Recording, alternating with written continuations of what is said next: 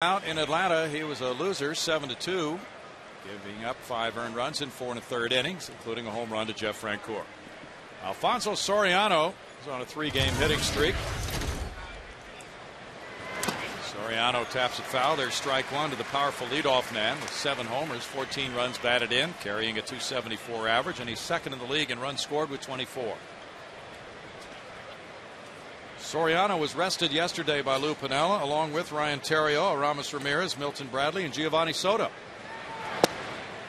Yeah, Soriano is such an important piece for them, especially with Derek Lee struggling a little bit, and well, more than a little bit, and Milton Bradley still hasn't gotten things going. So Lou Piniella leans heavily on Soriano both to get on base and drive in runs. Soriano grounds wide of third base. It's still 0-2. Soriano didn't have much of a homestand for the Cubs, going 4 for 22. He is always explosive, though, out of that leadoff spot. And he has 52 career leadoff homers, third on the all-time list. Just one behind Craig Biggio. Aaron Boone took out the lineup card. He has come in for a couple of days, and he'll be joining us in the 4th inning. It's 1-2. Mike Hampton has an excellent career record against the Cubs. 9 wins, 4 losses, a 2.98 ERA. He hasn't faced the Cubs since 2004. Rip foul. So a number of their hitters have never seen him. Derek Lee's got a lot of at-bats against him, but he's not in there tonight. Soriano, this is just Soriano's 3rd at bat against Hampton, but there are the numbers. So if it's the uniform that he really dominates and not the players, then we're in pretty good shape. Something about that blue and red. Target inside. The pitch is whacked on a line to left field. Mike didn't quite get it in where the target was, and Soriano has a leadoff single. Ryan Theriot will follow, and he's been on a home run jag the last few days. The cutter in to the right-handed hitter, such a big weapon for Mike. The hitters are going to be looking in there, so you have to do your work away as well as in. At Theriot, that's pretty impressive what he's done lately. He's been unloading some bombs, including a grand slam. So he has 3 homers now for this season.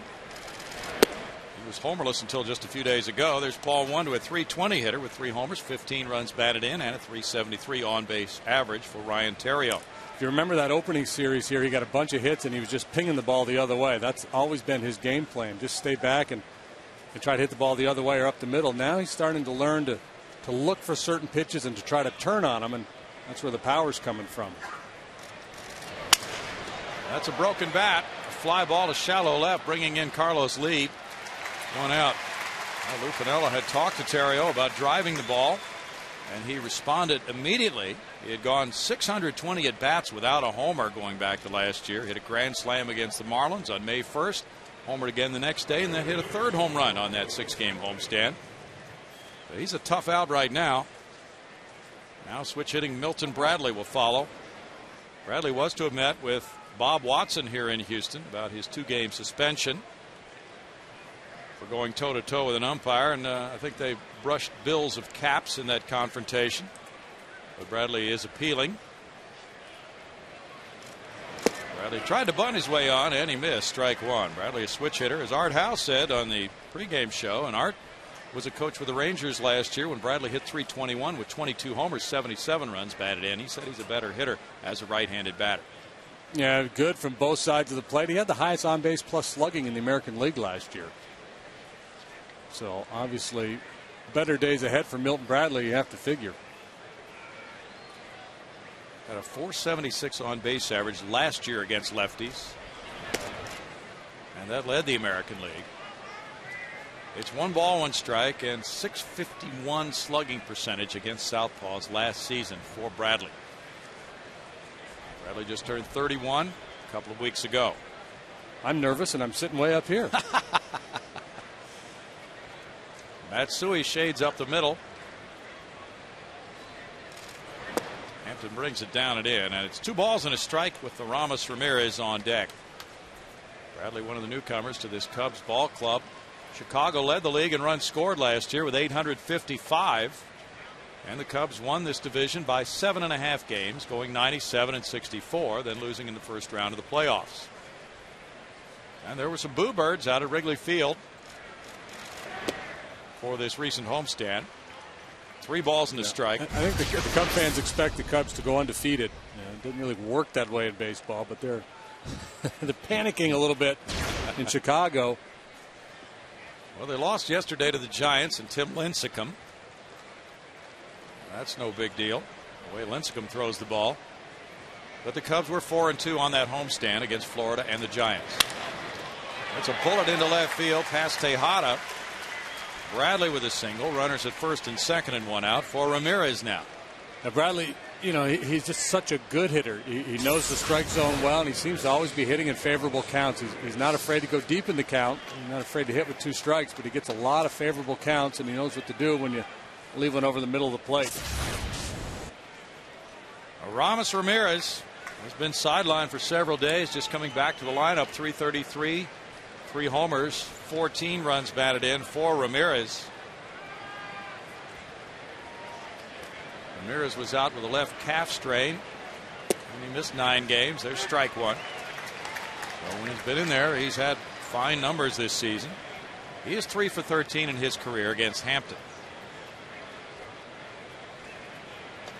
Hampton has had 2 starts at home. He pitched 6 1/3 and 6 innings in those 2 games. Got no decisions in both, giving up 3 runs in one and 4 in the other.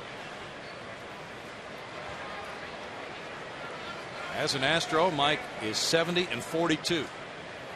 And Ramirez with 28 homers against the Astros, 94 runs batted in, has really fattened his statistics against the Houston club. And goes all the way back to his days with the Pirates. He's always done well against the Astros and good in this park. He's hit 17 homers here at Minute Maid Park, second among any Astros opponent. Albert Pujols has 22. And they are trying to come in and make that pitch. You get it in there. There's not much a hitter can do with it besides yank it foul. Hampy, a guy who's gotten a lot of ground balls, a lot of double plays over the years. That's what he's thinking here with first and second. The cutter in or a good sinker down and away.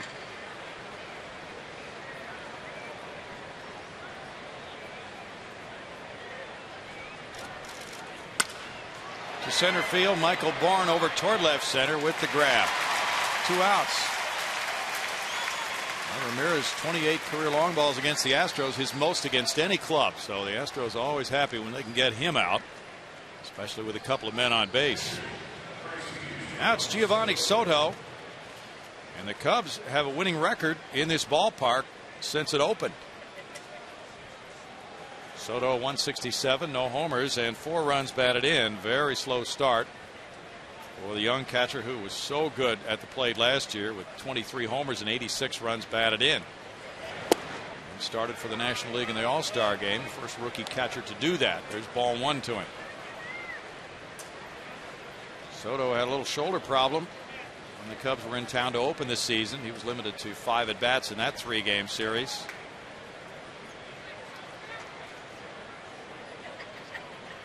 Coy Hill has been doing some catching as his backup. Foul ball, and it's 1 ball, 1 strike for Mike Hampton. As JD mentioned, the Astros starters have really been working to try to get beyond 5 innings. It's been a battle.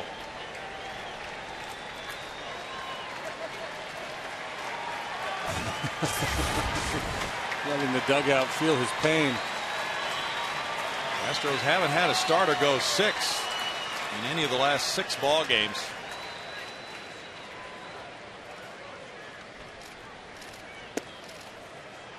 It's 2 balls and a strike, and just high pitch counts. The last 3 games, the Astros have thrown 533 pitches.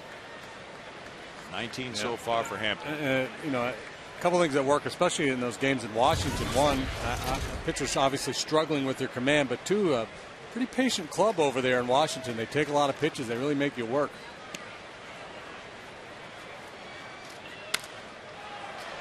Foul ball. Lance Berkman won't get to it. And it's 2 balls, 2 strikes. And a bit of bad luck, too. Oswalt got rained out of his start after 1 inning. And then in Atlanta, and then yesterday had to come out with a bruised finger. He looked like he was poised to Probably give you 7 or so in that ball game. Rodriguez trying to help Hampton get through this final out. He hopes in the inning on Soto. Yeah, Pudge, he likes to throw that arm right up around the pitcher's shoulder and have a chat with him. Grab him by the throat. Good thing. I don't know what he'd do if he caught the big unit. He wouldn't be able to get up there. To put his arm around his waist. Yes, he would. Reed Johnson on deck, 2-2 the count on Soto. That would be comical. And Soto's not biting. It's a full count. Now the runners will move. The Cubs have a good offensive team, but several players underperforming, and they are 6th in the league in runs scored.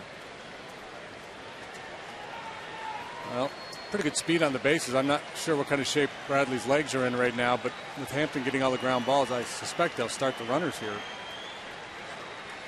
And it's 3-2, and they do go. And Soriano, he lost track of the outs. He wasn't going. There were 2 outs, so it's automatic to run. Well, yeah. But he forgot. He's like me. He had a brain cramp. Yeah, that happens. Mike Quaddy says, all right, you're here anyway.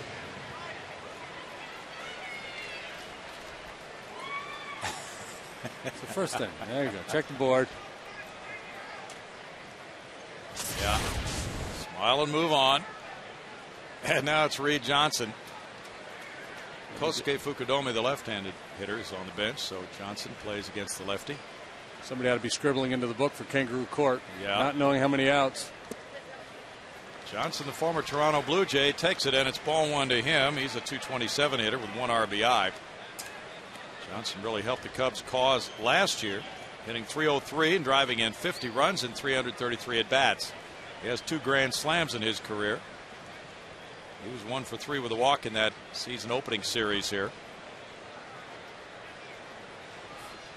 Micah Hoffpower's on deck. Fouled away, 1-1.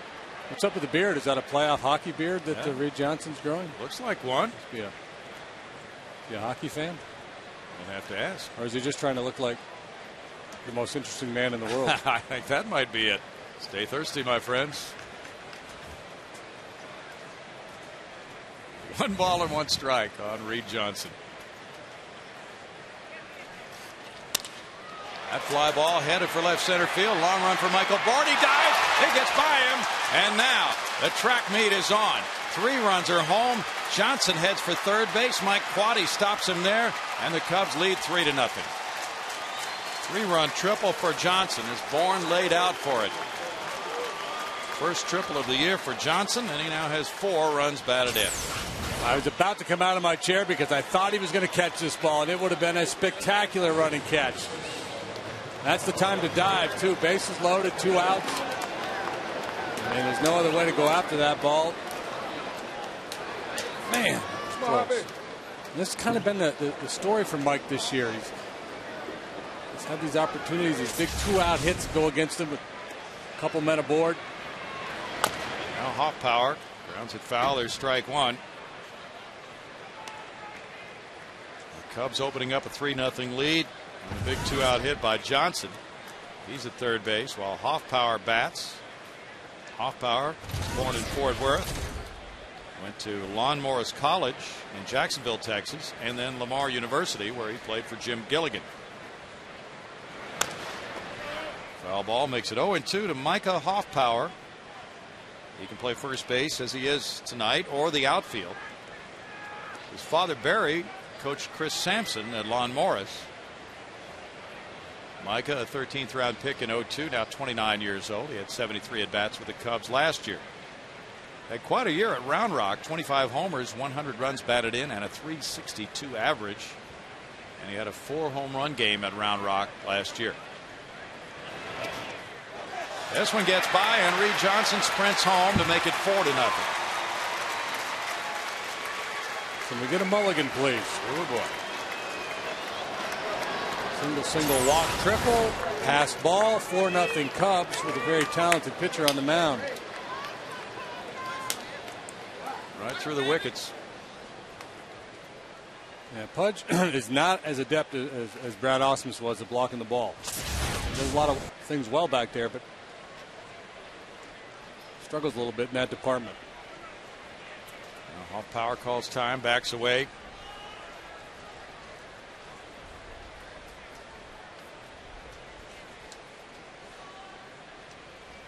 Cubs have made a lot of things happen in this inning with 2 outs. That one foul, and it's still 1-2 with Aaron Miles on deck now. Yeah, you can almost crawl inside of Mike's mind now. You know, he obviously he probably took the mound thinking, hey, I got to give us some innings. I got to shut the Cubs down, pitch deep into this game. And he had first and second with Soto up there, and probably thinking, I don't want to, give in to him. So he tried to make the pitcher's pitch, ended up walking him. And so many times that comes back to bite you. Still 1-2, and now he's thrown 30 pitches here in the first inning. Alberto Arias has joined the Astros relief corps for this game tonight. Jason Smith, who was on the bench as an infielder, has been designated for assignment. So the Astros now have bumped their pitching staff up to a 13-man staff. Jeff Blum giving chase for this foul pop over toward the seats. And he reaches out but unable to make the play. Fans are stirred up over that one. The wind might have been whirling that one around for him. Yeah, not an easy chance. He took one peek down to find the railing, to find the fence there, and maybe lost track of the ball and then tried to make a late adjustment to get to it. Like that was off a fan's hands or glove. They're still 1-2.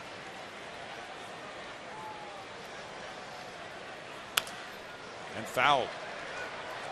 Alberto Arias, who's in the bullpen, has been starting at AAA Round Rock, so he's capable of being the long man who might be asked upon occasion to pitch several innings. And with that decision to go with the 13-man staff, which Cecil Cooper said he really had little choice but to do that. There's only a 4-man bench. And so there's every possibility that if he has to go to an Alberto Arias anytime, that he might leave him into bat rather than pinch hitting for him and save the other extra players. And he also pointed out, I have pitchers who, if they're not starting, can pinch hit. Yeah, the guy in the mound right now. Yep. Problem is he can't pinch hit for himself tonight. He's going to have to right the ship. I mean, it's too early in the ball game to give up on Hampton, especially the way the bullpen has been taxed lately.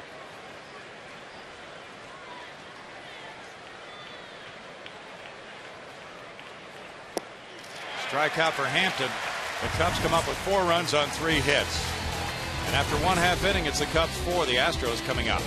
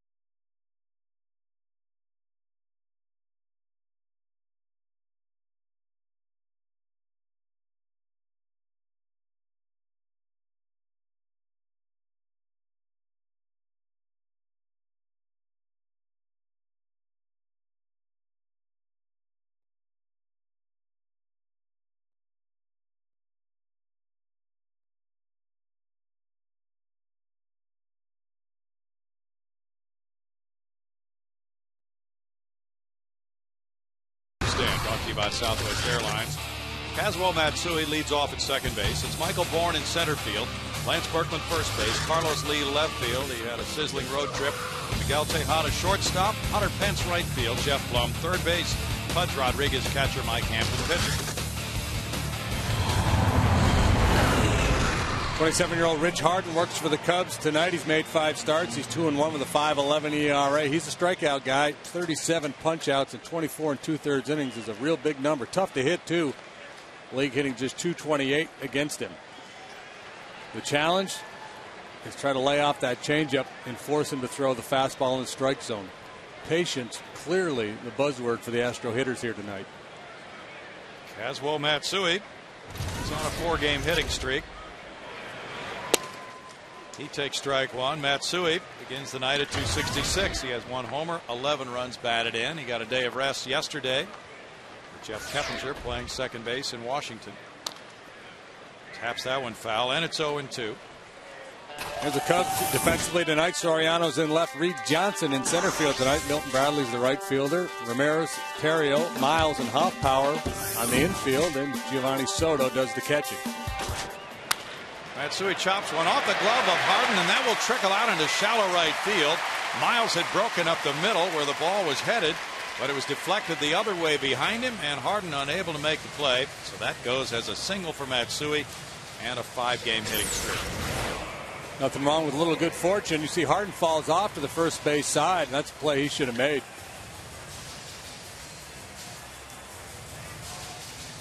Pretty well hit. Yeah. Maybe not should have made, but certainly could have made. Base hit was the ruling, and I think I'd have to agree with that replay. Now Michael Bourne. They strike one with Ramirez in very close at third base. Bourne on a 5-game streak himself. 301, 1 homer, 9 runs batted in. He hit .314 on the road trip and drove in 5 as the Astros went 4-3 with the 1 suspended game. Harden's been pretty good at holding runners over the years, but he's so tough to hit. Generally, you don't get a lot of hits against him, so you would like to be able to do a little running, but you're less inclined to do so when you're down 4. Teams tend to get a little cautious on the base paths. Lance Berkman on deck. Harden clips the corner, and it's 0-2. This is only the second time the Astros have faced Harden. He got a no decision last year against Wandy Rodriguez at Chicago, giving up 4 earned runs in 5 2/3 innings. Harden was 10-2 last year between Oakland and the Cubs. There's that changeup. That is just filthy. And he gets his first strikeout of the night. They say he has a tendency to fall in love with that changeup, and you can understand why with that. That is just nasty. After a couple pretty good heaters, that same delivery, same arm speed as the fastball. He's just got great action. And he's the Cubs' 4th starter. Last year he struck out 181 in 148 innings. Lance Berkman, 189 hitter, 6 homers, 14 runs batted in.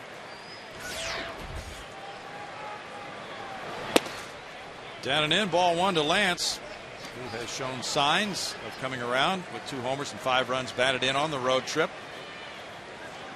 He has 26 career long balls against the Cubs. That's his 3rd most against any team.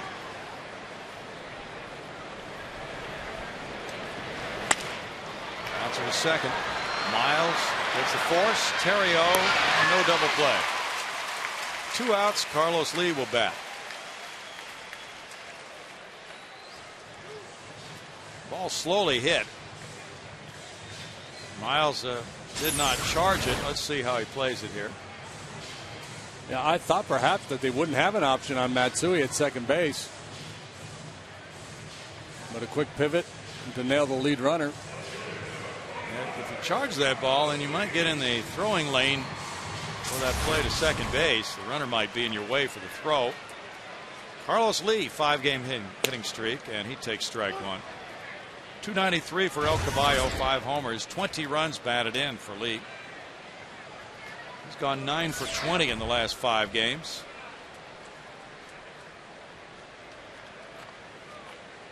Shortstop Terrio swings around, playing him to pull.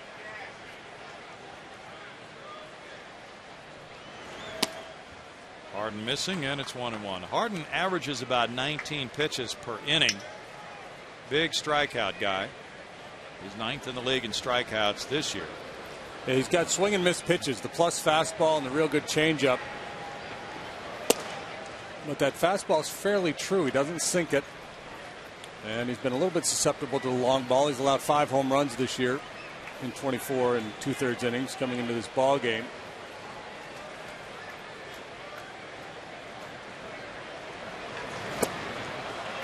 He gets a swing and a miss there, and it's 2-2. There's Lee the last 5 games. The Astros 11-15. They're 5.5 games out.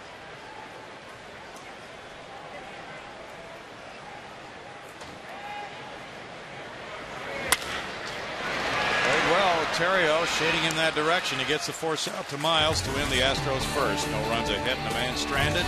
4-0 Cubs after 1.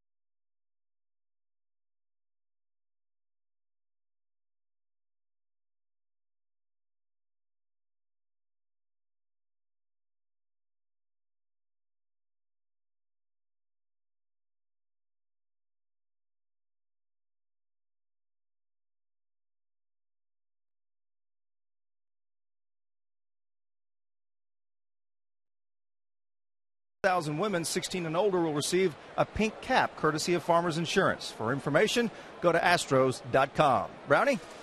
Thank you, Bart. Good looking cap. I hope you'll come out and get that. See a ball game. Mike Hampton stumbled as he threw that pitch. Strike 1 to Aaron Miles. It's another one of those slip pitches. Stumble and just throw a fastball right down the middle. 197 for Miles.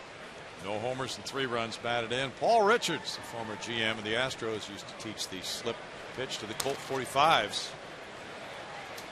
No balls, 2 strikes. Longtime guru in Baltimore.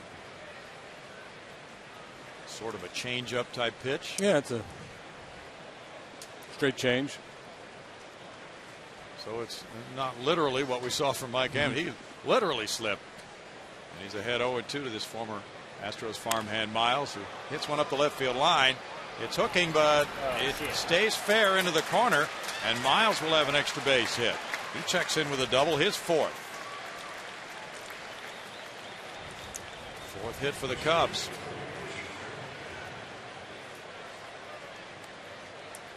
Rich Harden will bat. Yeah, again, trying to get that cutter in, and that time Miles gets a head out in front of it and is able to keep it fair. Might be time to go to plan B and start throwing more sinkers down and away to the right-handed hitters. Get off that cutter a little bit. See if that works. The bunt is expected from Harden. Harden takes it, ball 1. Berkman charging, and Blum was going back to cover third. Harden is 2 for 8 as a batter with 1 sacrifice.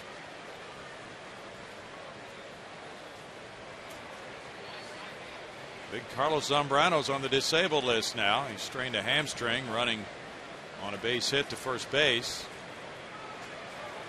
He's expected to miss about 2.5 weeks. The Cubs will call up a starter. Probably Randy Wells will be their starter Friday, according to reports.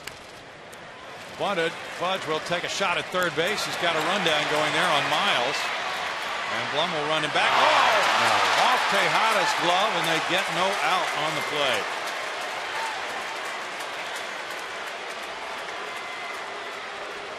Miles escaped the pickle on a high throw that wasn't caught by Tejada. Yeah, it's a bad bunt, so no chance for Miles to advance, and they got him hung up. And he's a speedy guy, so he's not easy, and Jeff just goosed that throw a little high. And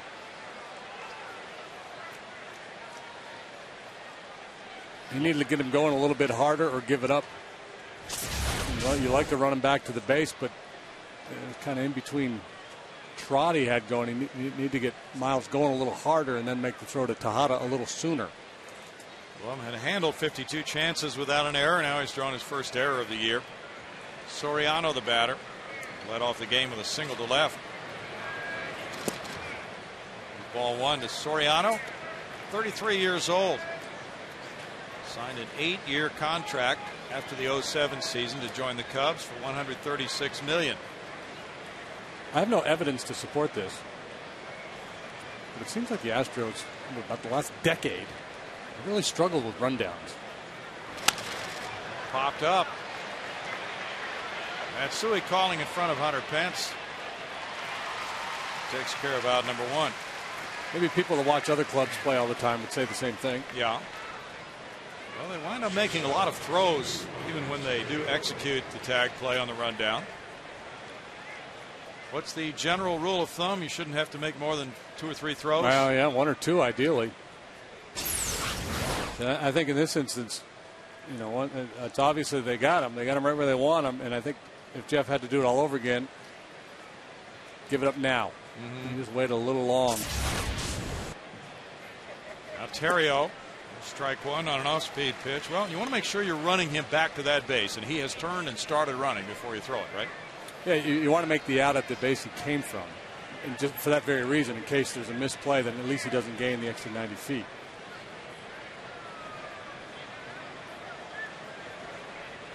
It's 10 errors for the Astros this year. Second in the league in fielding percentage.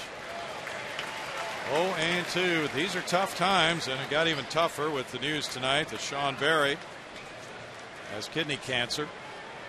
And he was at Methodist Hospital today and will go back tomorrow for further testing. Astros fine hitting coach telling the ball club this afternoon about that in a meeting.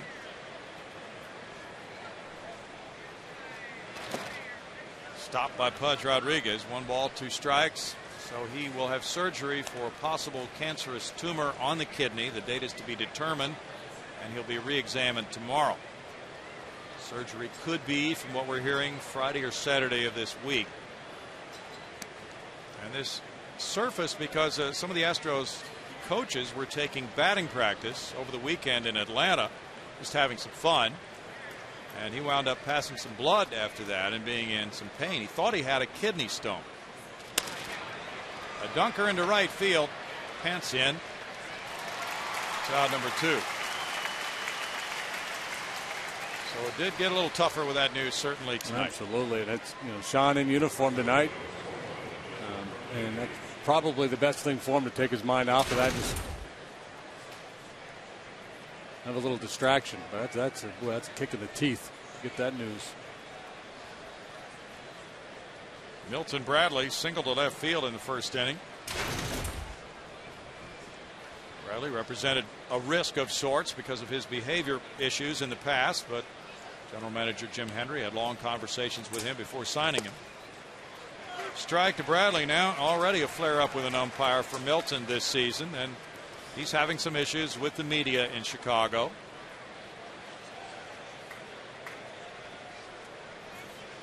He showed what he could do last year when he had that fine season for the Rangers. Now he can't DH in this league, so now he has to go back to playing the outfield, obviously, which has created some injuries for him in the past, and some think that that could be an issue with the often injured Bradley. He can hit. No balls, 2 strikes. 278 career average, 105 homers, and he's driven in 401. And they were desperate for a little help from the left side. So to bring the switch hitter in, they're not as vulnerable against good right-handed pitching with Bradley now as they were last year. I would take the potential issues for that bat. Yeah.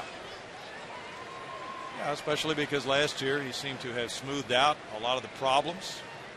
Well, you just have to be able to deal with. I mean, Chicago's a different market, so that makes it a little bit tougher than, say, if he'd come to Houston. You know, the Astros have had their fair share of guys with quote-unquote issues come through here, and they did just fine. Tough thing for a guy like Milton. You seem to never get a fresh start. That pass stays with you. Yep, the old issues are brought up. 1-2. Well, with Bradley at this stage of his career, certainly wanting to do what every player wants to do, go to a World Series. That's what the Cubs are looking for. I hope he can just stay healthy and be productive. 50 pitches for Hampton, 33 strikes.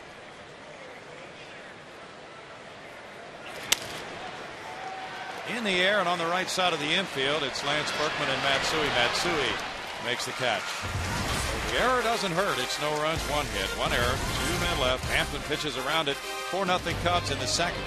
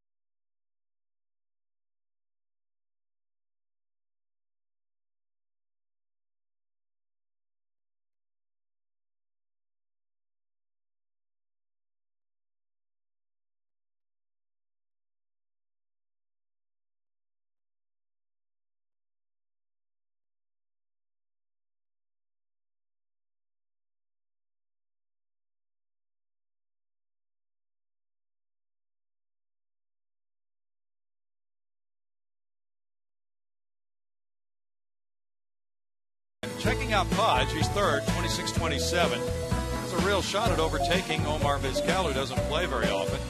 Ken Griffey Jr., even though he's DHing now and the Mariners hope he's healthy, he's had some issues here early in the season. Then Sheffield and Jeter behind him. Jack in the Box standings. Still plenty of light left in Houston with the roof open. It's been a sultry day, but it's cooling down. Temperature 87 degrees, humidity a high 74%. Winds, well, we need that breeze in here tonight, and the roof is open, no rain. Miguel Tejada leads it off in the home second inning. And shoots one up the middle, but stationed right there, Aaron Miles. 1 pitch, 1 out for Rich Harden. The roof being open may play to the Astros' advantage. They might need to knock a couple balls out of here. Down 4 runs already. Harden's a fly ball pitcher. That's a good point. I think if you're trying to play comeback baseball in this park, you'd rather have the roof open. Yeah, usually a little more. There's a little more offense, as they say in the Stanley Cup playoffs, when the roof is open. There's Sean Barry on the job tonight. Very dedicated to his craft, and his hitters have been looking a lot better in recent days. Hunter Pence with a nice season underway. Gets the first pitch change up for strike one. 302 batting average for Hunter. 4 homers, 11 runs batted in, and a good on base average of 373. He hit 310 on the road trip and drove in 3. Reed Johnson's in right center. And doubling up. Harden throws that pitch again for strike 2. A lot of right-handed pitchers like to go after Hunter with that curveball or slider to the outer part of the plate. He doesn't throw those pitches, but he can manipulate his changeup to get it to run that way. Whack to right center field. Bradley on the run, and that shoots the gap. Stays in play. A double for Hunter Pence. He went up and really slammed that 0-2 pitch into right center for double number 6 of the year. Sometimes as a pitcher, you just have to tip your hat and acknowledge that you got beat, because Harden threw the exact pitch he wanted to make. He threw 2 changeups to get ahead, and thought, okay, he's got to be looking for that changeup, or at least aware of that changeup. There's no way he's going to get to my high fastball. And Hunter was all over it. That's pretty impressive hitting right there. No, you saw Soto come up out of that crouch. He wanted the pitch up. That's where it was, and Hunter just defeated the pitch. Now Jeff Blum will try to drive him in. And that's upstairs. Ball 1 to Blummer. 282. No homers. 6 runs batted in. He's hitting .400 in his home ballpark. Had a big late sacrifice fly yesterday. This grounder goes to first. Off power. Take it to the bag. 2 outs. The Astros would love to start chipping away here, trailing 4-0 after 1/2 inning. I hope Pudge Rodriguez can get Hunter home with a 2-out hit. Pudge has put together a 5-game hitting streak, 259 average, 3 homers. He's driven in 11.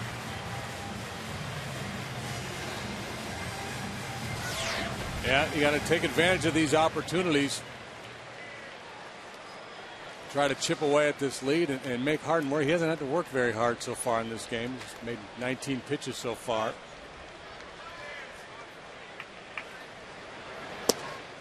And he misses with number 20, 1-0 with Mike Hampton on deck. Pudge has gone 8 for 20 in his last 5 games. He leads all National League catchers in games played behind the plate with 25 before tonight.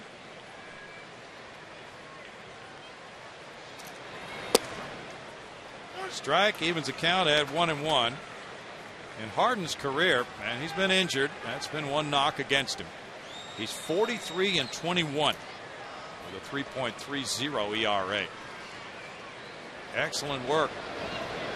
27 years old. To right field, Wilson Bradley. 2-ended in the Astros second with no runs a hit. A runner stranded at third base. Cubs 4, Astros nothing after 2.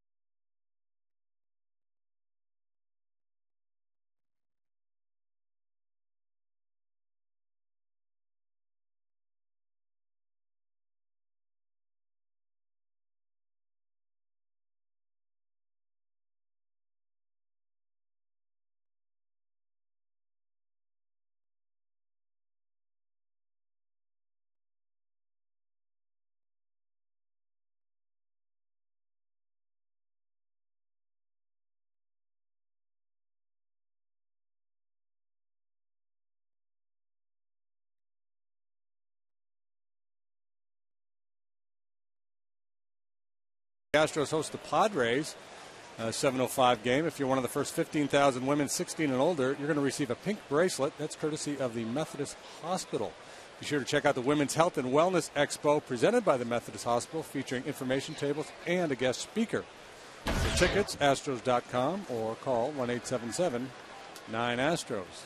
See a lot of women wearing the pink jerseys given away tonight.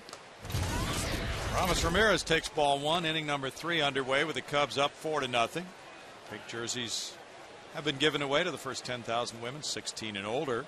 Compliments of Minute Maid tonight. Now it's 2 balls, no strikes with Soto and Johnson to follow. Fans are getting a free chair massage tonight. Really? Yeah. Why aren't we getting a free chair massage? That's a really good question.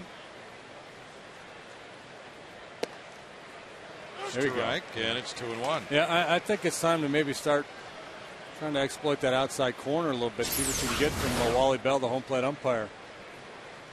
Because there's not much a hitter's going to do with that pitch.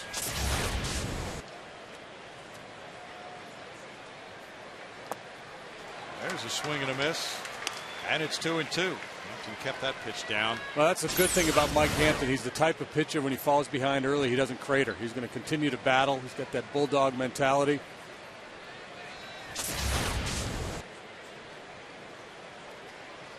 He's thrown 54 pitches. Breaking pitch fouled away. There's not a whole lot of quit in him. Some guys that get down early and they just feel like it's a lost cause, and they lose focus a little bit and they don't compete.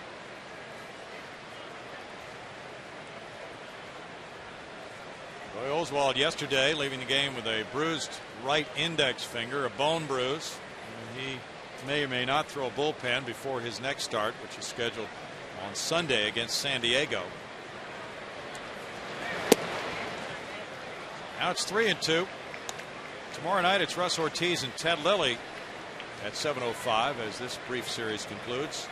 Friday night, Wandy Rodriguez and Chad Gaudin, the former Cub. Saturday night, Brian Moeller and Kevin Correa. Popped up foul, Lance Berkman over, and then former Rice Owl Josh Gear goes for the Padres Sunday against Roy Oswald.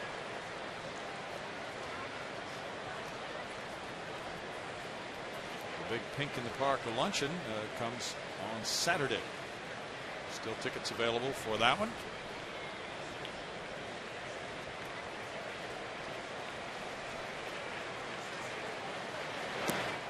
Ball 4. Ramirez worked the walk. The second for Hampton. Giovanni Soto drew that first walk, and he came around to score on the 3-run triple by Reed Johnson in the first inning. Look at this guy, a Cub fan reaching out to the young Astro. Yeah, way to go. Nice gesture. That little fella's thrilled. Yeah.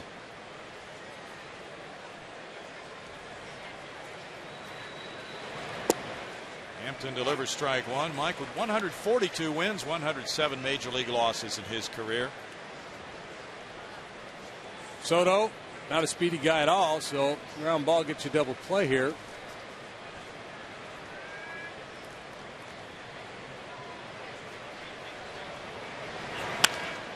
That'll work.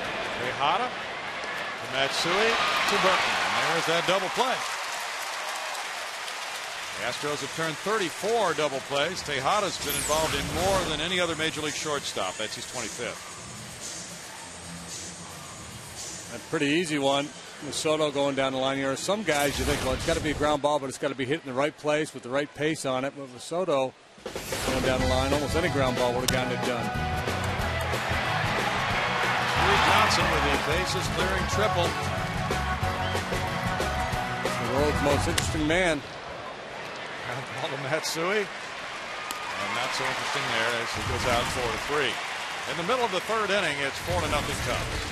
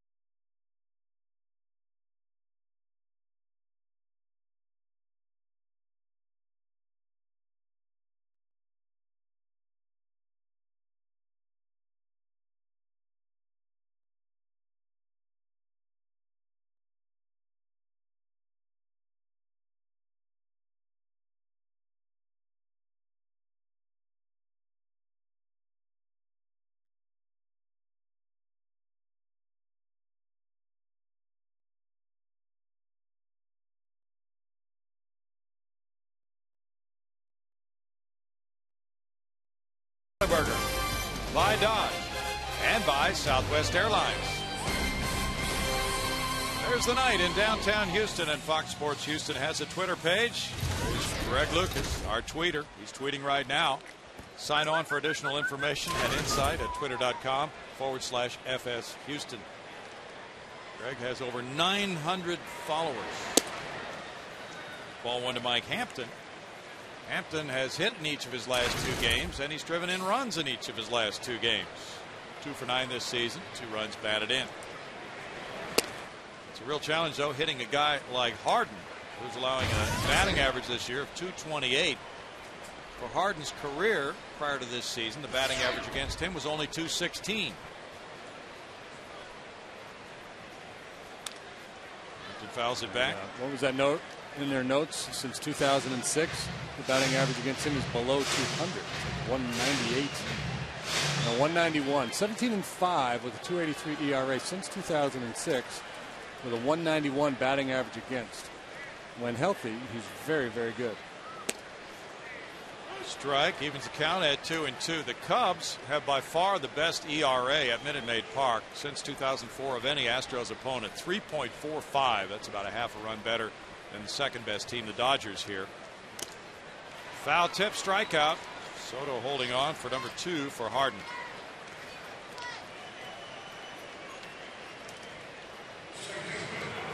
Harden's 18th start as a Cub. And he had struck out 126 in his first 17 starts with the Cubs. Since 1954, only 3 guys had better rates than that: Kerry Wood, Mark Pryor, and Rick Sutcliffe as a Cub. He's not into strikeouts as much as a lot of the media. We're looking at his strikeout rate for his career.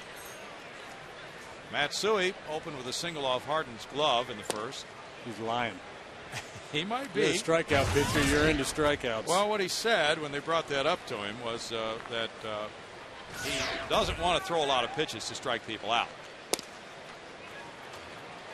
He strikes them out on 3 pitches. That's one thing. But he said, my guess is that it's taking me quite a few pitches to do that. The hitters would say, well, just throw some fastballs right down the middle then. You'll get some contact. There's a shot on the ground into left. Hit number 3 by an Astro. Well, for a normal game, the team really has to maximize the hits it does get off Harden. Matsui has 2. And just a good piece of hitting there, shooting that fastball the other way. You have to stay back because of the changeup. So if you use that approach, think middle, other way, you get a much better chance to compete. Start jumping at the ball and he's throwing you changeups, you're just going to swing and miss, pop it up. Ball one to Michael Bourne. He struck out in the first inning.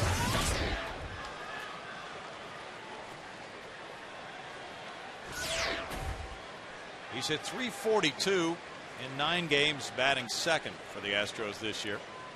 Lance Berkman on deck. The throw goes over on Matsui, who is 4 for 7 in stealing bases.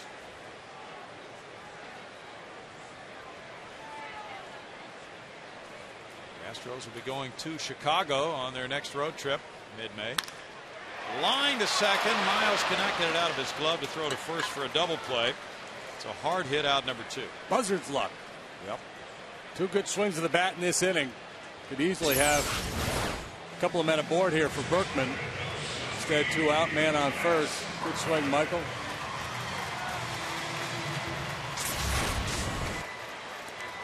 Berkman bounced into a force play in the first inning. Harden was born in Victoria, British Columbia.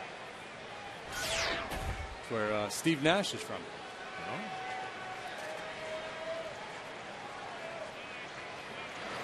Kind of ironic you start talking city in Canada and the first thing you think about is a pitcher and a basketball player. It's got to be some hockey players. Yeah, you know it. Harden was on the DL in 05, again in 07. Shoulder problems, oblique problems.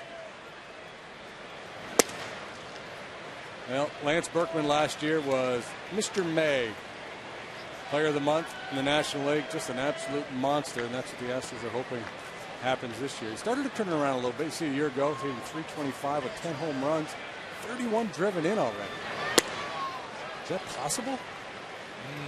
We'd have to check. 3-0, but that's the note. Well, it's possible. That was a rhetorical question.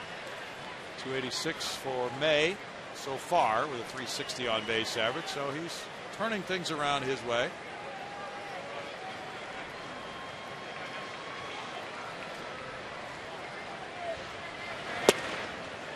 Strike to Berkman, and it's 3-1 to Lance. Last year he hit .471 and was National League Player of the Month for May. See if he challenges him here. He's got a 4-0 lead. You'd think he would, but the changeup is such a weapon for him. Runner going. And it's ball 4. Berkman takes the 2-out walk to bring up Carlos' lead. First walk of the night for Harden.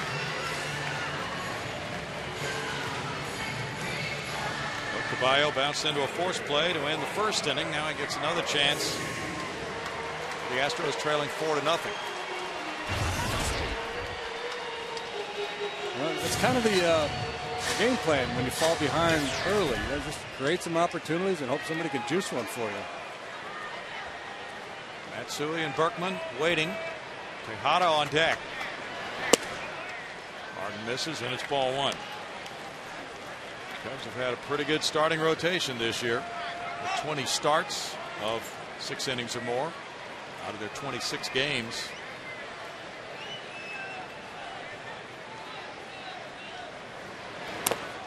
This one gets away, and the runners move up as Soto now locates it over to his right.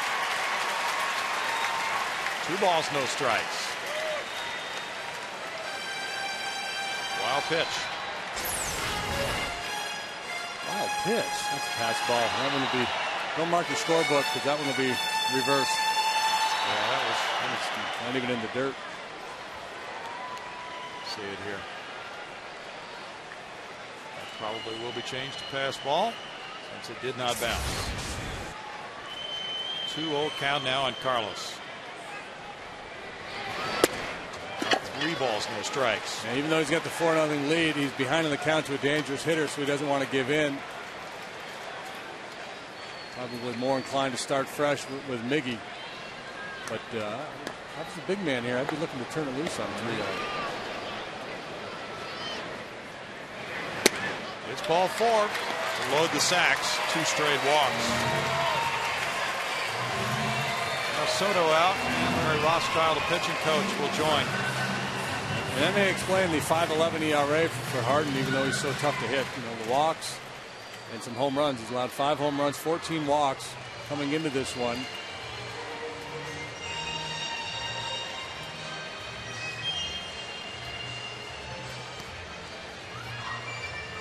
Harden was traded last July along with Chad Godin from Oakland.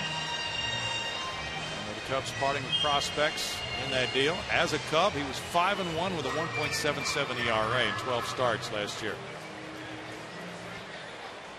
A few years ago, that was quite a rotation in Oakland. Tim Hudson, Barry Zito, Mark Mulder, Rick Martin, and Ted Lilly. How come they didn't win a World Series? That's a good question. Tejada, the batter now with the bases loaded. He has 11 grand slams. This season 1 for 3 with the bases full.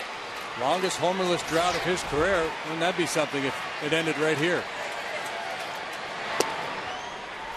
Strike 1 on the off-speed pitch. Tejada hit the first pitch on the ground to second base in the second inning. Miggy 0 for 7 in his career against a fellow former Oakland A.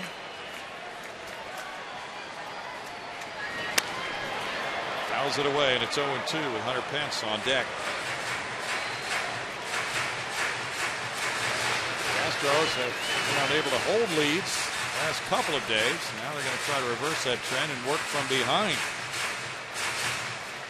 Got a 4-0 lead in the 5th inning and a 5-2 lead in the 6th inning. Their last 2 games and did not win.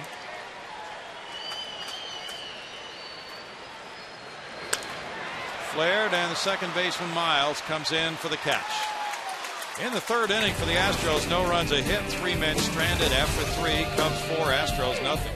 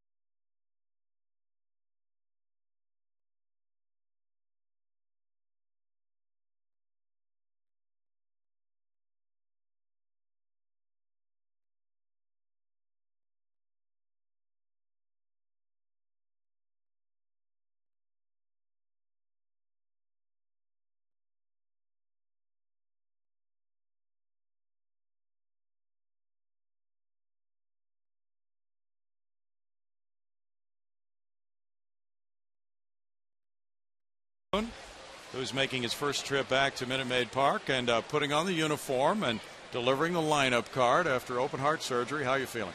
I feel great. I'm 6 weeks tomorrow, and so far so good, and I'm feeling a lot better, certainly in the last couple weeks. Nice play by Lance Berkman on Micah Hoffpower. We'd like to be out there making some plays right now. How about a comeback?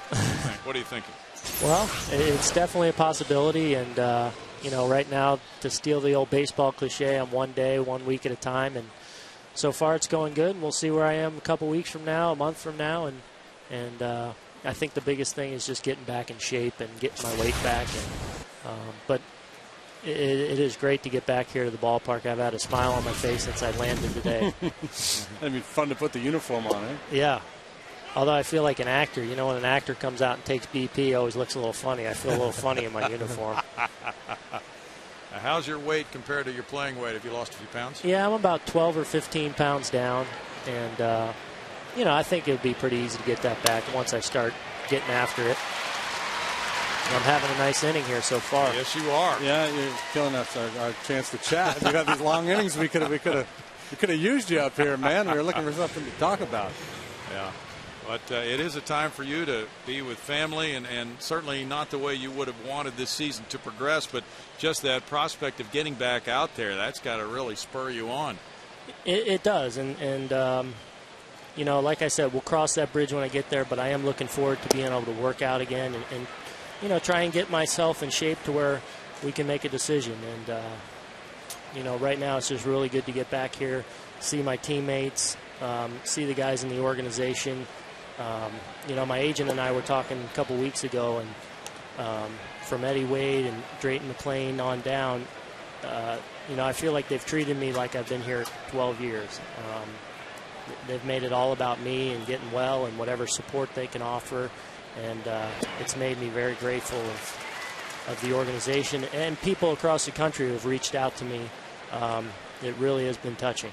Well, you've been a very good professional for all these years, and people have watched you play and really enjoyed the way you've gone about your business. And certainly it's in your family, it's in your genes to play the game the right way. So if that's in the cards, we hope you're back out there. But first and foremost, good to see you healthy again after that surgery. Thank you. It is good to be back. See, now, when I saw that video earlier, I'm thinking, manager someday. Yeah. I mean, you're taking it 1 day at a time, and I'm pushing you into the next phase. But I mean, Pops did it. I mean, is that something you? I don't know. Like I don't know the managing thing, but there's definitely things, that I'm looking forward to once this ride's over, whenever that is. I'm looking forward to the next chapter. Something within the game. I do love it, and I feel like, I have things to offer in other areas as well. Now, when he eludes a diving Lance Berkman, 2-out single for Harden, it does get in your blood, doesn't it? And then when you're sitting out, you just get a little itchy, don't you? Yeah. I've been texting these guys a lot, and I tell them all the time, it's a real easy game from the couch. Oh, yeah, real easy so I was yeah. offering up advice today, helping guys with their hitting, helping pitchers. Yeah. I don't know the first thing about pitching. I'm helping, yeah. So that's been fun. And to keep in constant communication with these guys, has made the recovery a little easier. Mm-hmm. Soriano's 1 for 2. Well, and it's such a fun group of guys because there's so many veterans, guys that you've played against for so many years. And that was one of the things I was really excited about coming over here was I knew a lot of these guys playing against them. I've played with a few of the guys, and it really is a good group. And that was only reinforced being in spring training. And, so that's one of the tougher parts is not being a part of it, not being with these guys. And yeah. And I think that's one of the things you miss when you're away is that the relationships you form and like you said, that camaraderie and that competitive edge you kind of have every day. And you can insult people in the clubhouse like nowhere else in the world. I mean, the stuff baseball players throw at each other. If you try that in the general population, you get punched. You're arrested or something, I know. Sometimes my wife tells me to tone it down. I throw a joke out at someone and they don't quite see it that way. It's baseball humor. Yep. 1 ball and 2 strikes with Aaron Boone joining us. He'll be going over to Astros radio here. But always good to see him. He'll be here tomorrow night as well. And then we'll be seeing more of him in Arizona and here. And continued success to you and great recovery. Thanks, Brian. Thanks, Jimmy. Good help there. I enjoy watching you guys every night. Thank you. From the couch. 4-0.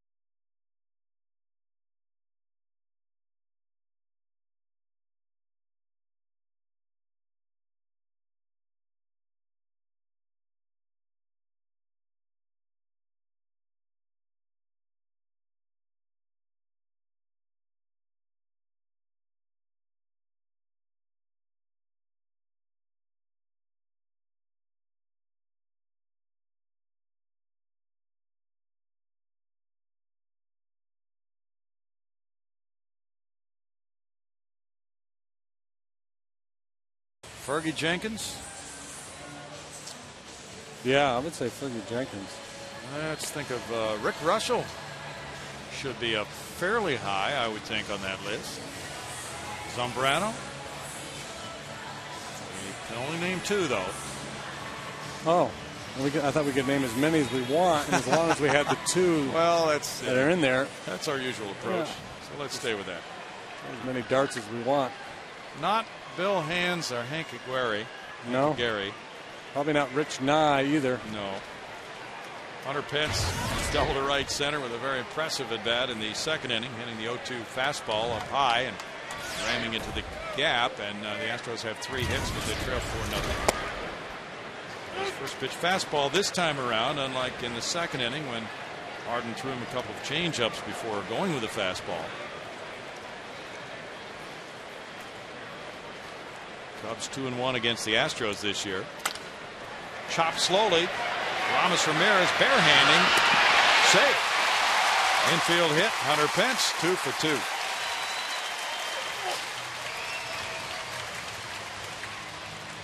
And get on top of that high fastball last time. This time it's the legs that earned him the base hit. Well played by Ramirez. He has to alter his footwork just a little bit, though, but nice play. And great hustle by Pence.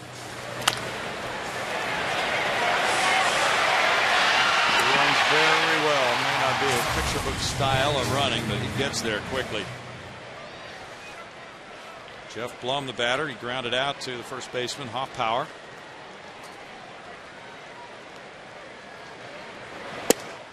In tight from Harden, and it's ball 1.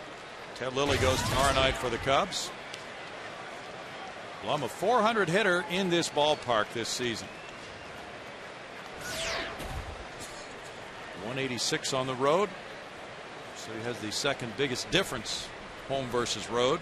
Only Chad Tracy of Arizona has a bigger difference.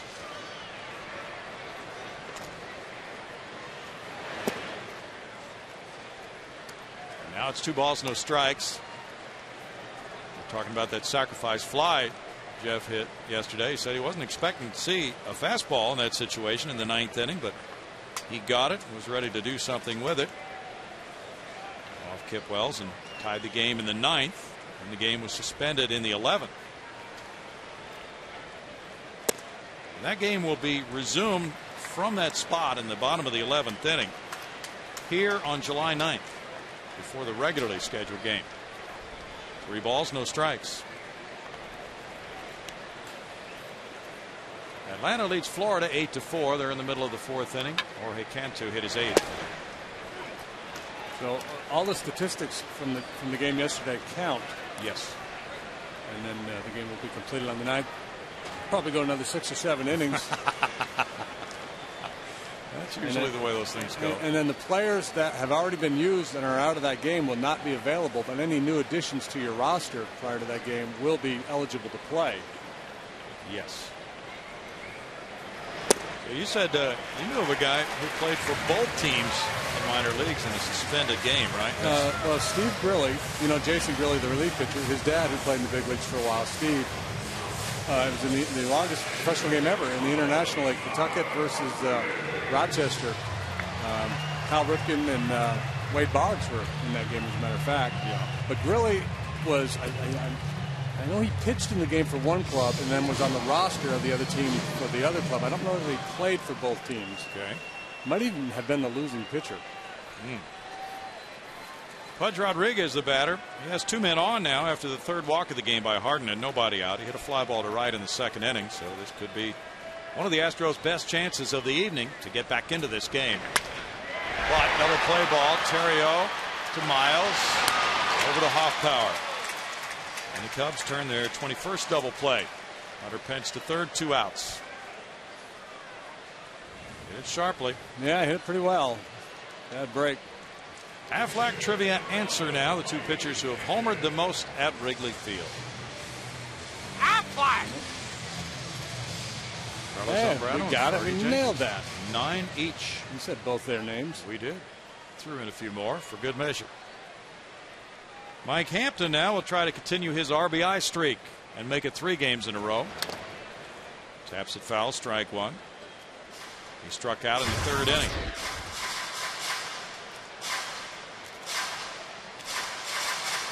New York Mets have their big man Johan Santana on the mound, and they just got a run for him in the bottom of the 7th inning to lead the Phillies 1-0 after 7 now. Good stop by Soto to save a run. To the backhand side, it's a 1-1 count. It doesn't always save a run because sometimes the ball can kick back quickly and prevent the runner at 3rd from scoring. Short distance between that wall behind the plate and the catcher.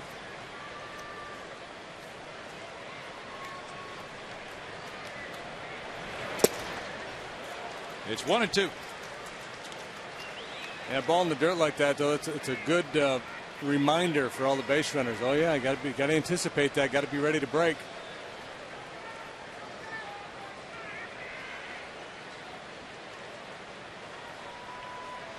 He's got 2 pitches and he just shook off 6 times. Fouled away. Still 1 ball, 2 strikes. Soto was probably just telling him to shake. Keep shaking. Just try to get in the hitter's head a little bit. An athletic family Rich Harden comes from. His uncle played in the Canadian Football League. His mom was a very competitive curler. Not curler of hair. No. Curling like they do at the Bonspiel. The great Al Hackert. Suppose women ever have those contests to see who curls their hair the fastest? Probably not. Probably not, no. But I suspect there'll be a reality show that'll feature it sometime soon. 1 ball and 2 strikes. You can almost see it now. There's a shot into left field, and Hampton drives in a run to make it 4-1. 3rd straight game in which Hampton has picked up an RBI. That's his 3rd hit of the year and 10 at-bats. The Astros are on the board. That's a lift after the double play ball. He settled in on the mound after that 4-run first and now contributes with the bat. Boy, nice to have a guy like Hampy on the mound who can swing it like that and help himself. Very nice. Now each club has 5 hits. Matsui has 2. 75th career RBI for Hampton. He runs well. And there's strike 1 on the 93-mile-per-hour heater. Matsui is singled off the pitcher's glove into shallow right field, and a hit between 3rd and short into left. Cubs are 14-1 when they score 4 runs or more. 0-2. But they're 0-11 when they score 3 runs or less. What are they when they score exactly 4? I don't know. Well, that's the magic number. You know, you look at the ERA. You know, you score 5, you feel like you should win. Mm-hmm. Wow, great changeup, striking out Matsui. That is strikeout number 3, and it's 1 run, 2 hits, and a man left. After 4-1 Cubs.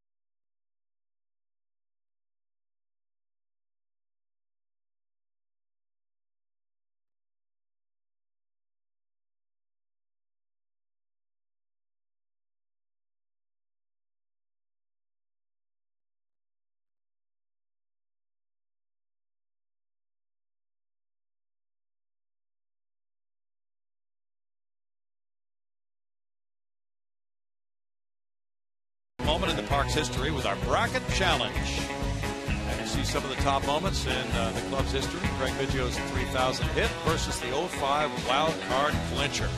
Go to Astros.com and cast your vote today. Number 3,000 wild card clincher in 05. Breeze up there, whipping those flags a little bit in a 4-1 ball game. The Cubs coming up in the 5th inning. They got their 4 in the 1st inning off Mike Hampton, who's settled down since then. Ryan Theriot has hit a fly ball to left, and another one went to right. Jeff Plum's even with the bag at 3rd for Theriot. LSU star looks at strike 1.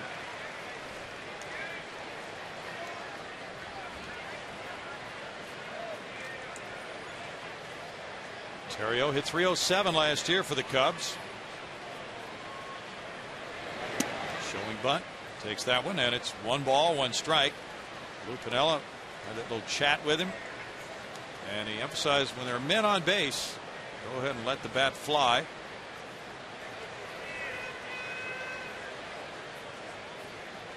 Had a big series here to open the season with 5 hits in those 3 games.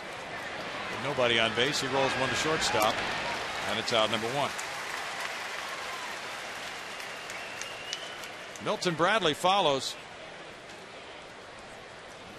It's time to announce our progressive fan of the game. Let's go down to Bart Ennis to find out who it is. Bart? Thanks, Brownie. It is the birthday girl, Sonia Armstrong, who a big group of people here brought Sonia to the game. Happy birthday, Sonia. Thank you. How old are you?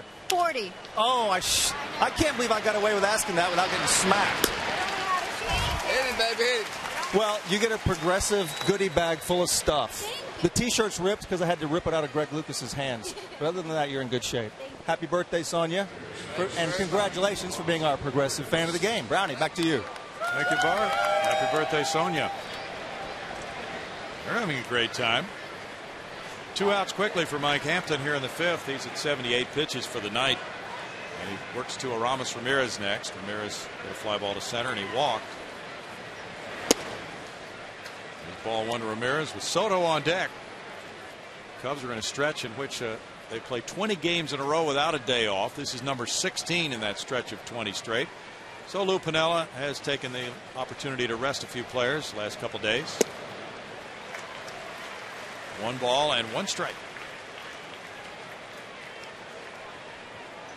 Yeah, normally you think about players wearing down in the second half, but one of the ways to help prevent that is to give them a break at times in the first half.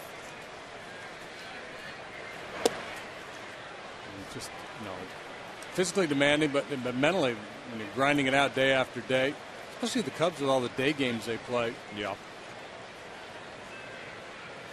They do have an advantage over previous Cubs teams before the lights were put in. That's line to center field and a hit. They can schedule those night games now to give the players a little rest after they get back from a road trip at 2 a.m. 2-out single for Ramirez brings up Soto. And the thing about baseball, too, is one, you can play the matchup game left-right when you're putting your lineup together. And secondly, the frontline players are frontline players for a reason. So over the long haul, they're going to perform better. But on any given day, a guy could come off the bench and be Ted Williams for a day. The difference between the frontline players and the bench guys in Major League Baseball isn't that significant. Good point. As opposed to in the NBA, and that's why sometimes Jim Leland used to do it all the time on Sundays. His lineup he'd give half of his starting lineup the day off. It worked. He had a lot of good pitchers he could put out there.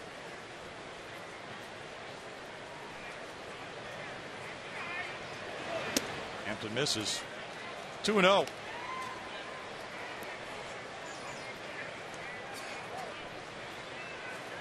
Mike really struggling in the first inning. He's had a couple rocky first innings this year.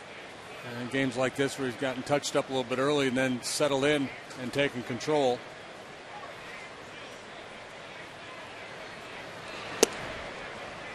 Now 3 balls, no strikes.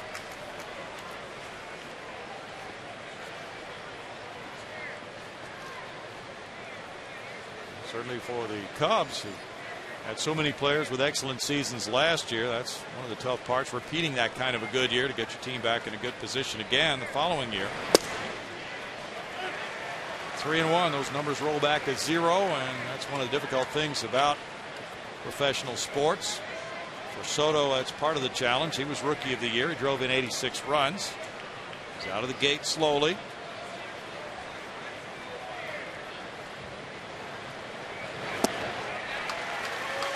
Three and 2.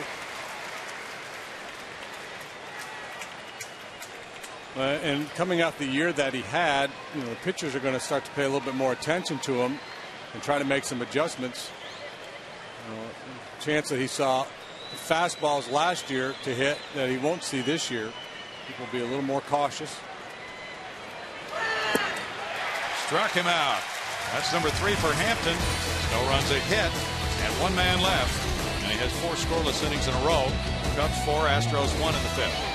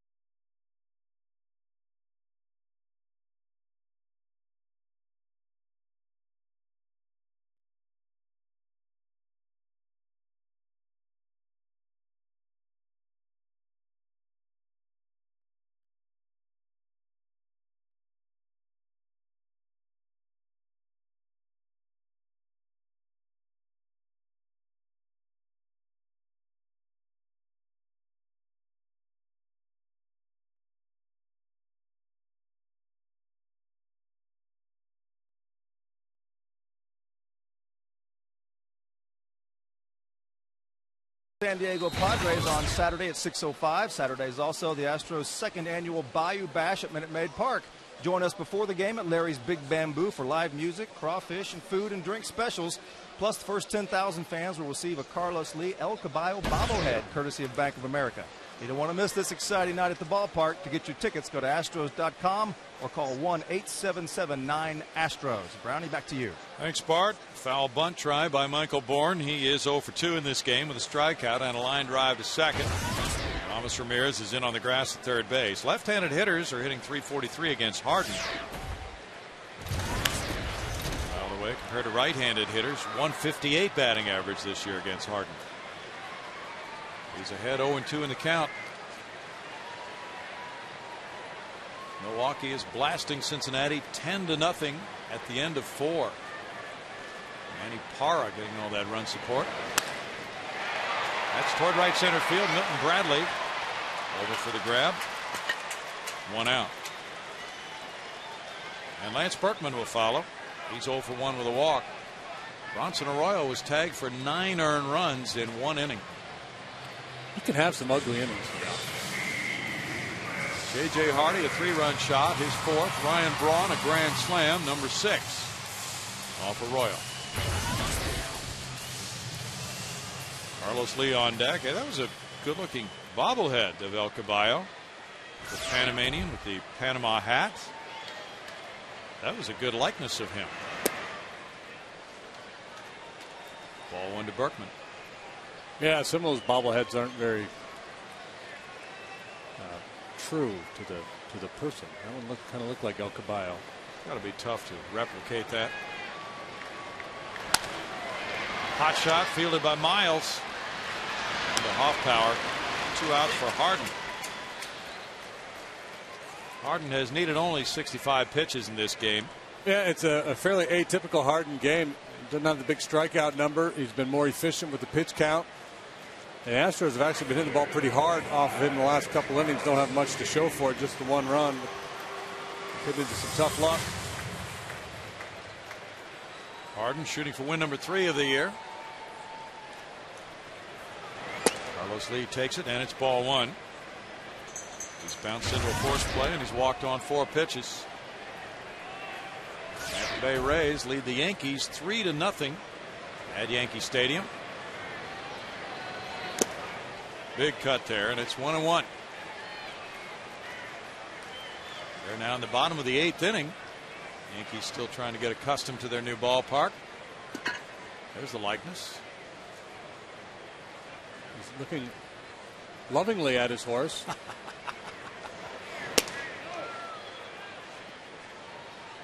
That's a ball, and it's 2-1.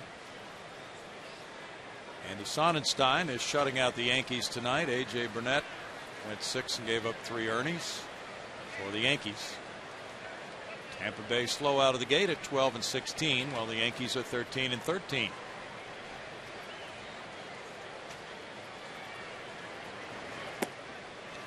Now it's 3-1.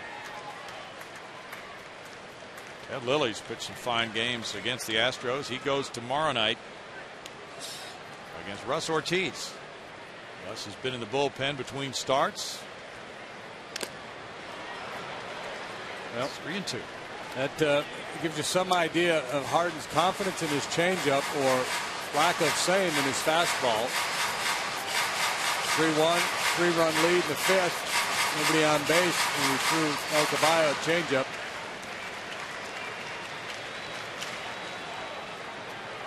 Harden started 25 games last year between Oakland and Chicago. Fly ball to center. Reed Johnson takes care of the 3rd out. After 5, it's 4-1. The Cubs lead the Astros.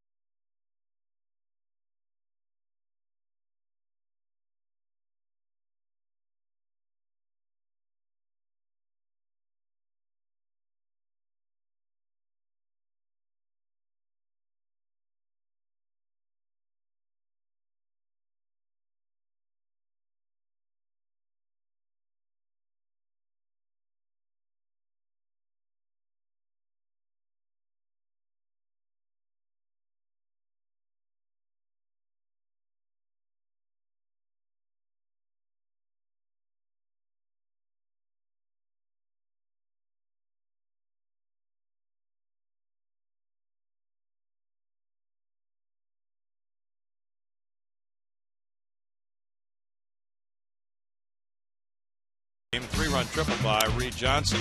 And there's Jeff Blum's position at third, where everybody is frozen as that ball heads for left center field. And Michael Bourne with a diving try just about caught it. The inning would have been over, but 4 runs scored. Coors Light Freeze Cam brought to you by Frost Brewed Coors Light. 3 on that triple, another on a pass ball. And now it's Reed Johnson leading it off here, taking ball 1 in the 6th inning. He's 1 for 2. He had back surgery in 2007 for a herniated disc. And because of that, some people have wondered about his durability, but he's a very good platoon player for now. With Kosuke Fukudome sliding over to play center field, usually against right-handed pitching.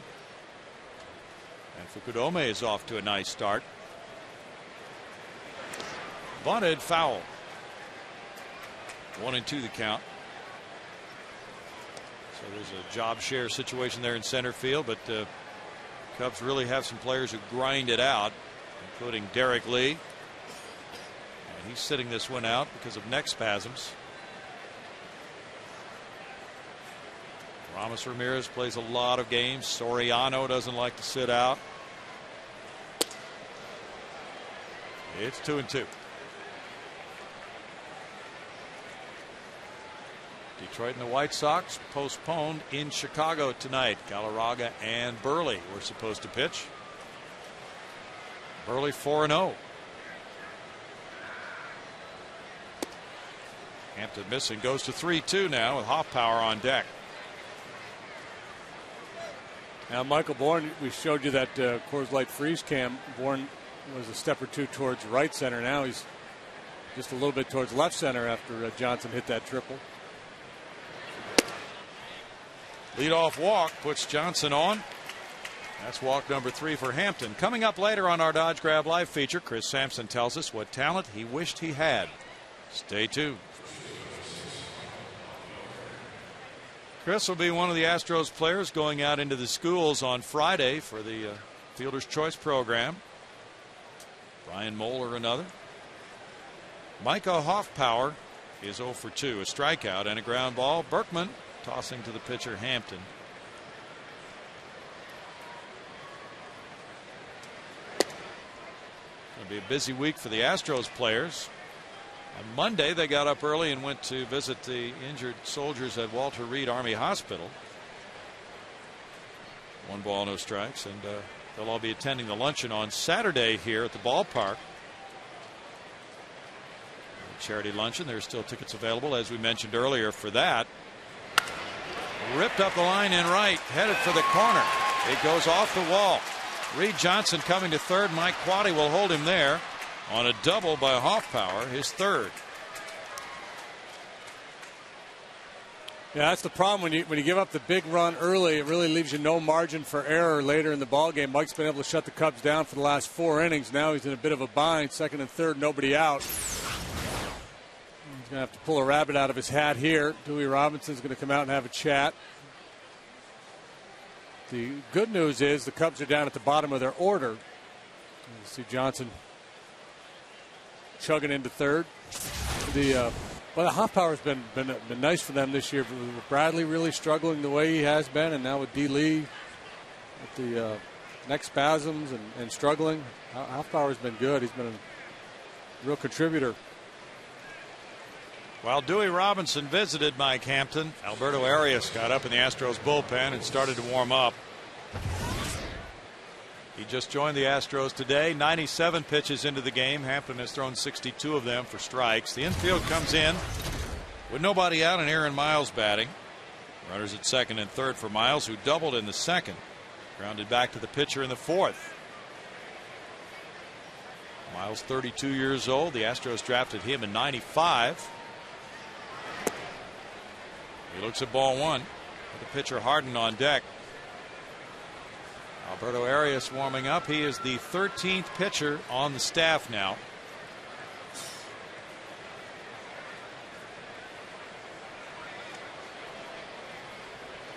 I think I would shorten Hunter up in right field a little bit. With the infield pulled in, there's a lot of room between Hunter and the infield. Sure is. I don't see Miles as a guy who's going to drive the ball over his head the other way.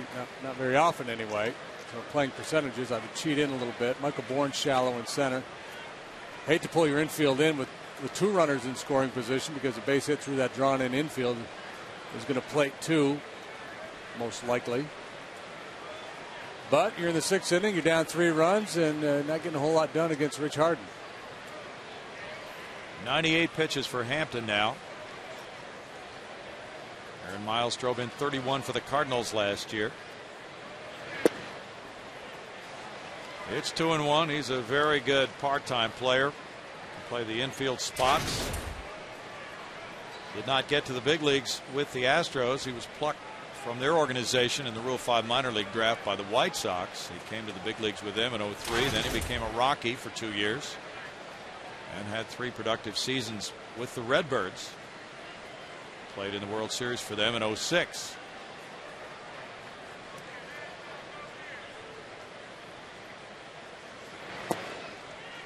Miles looks at ball 3, and it's 3-1.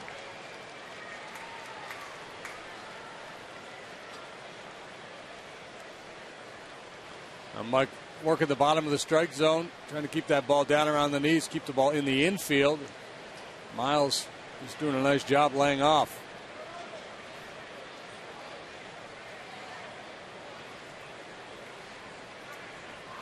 Miles is hitting .300 in his career with runners in scoring position.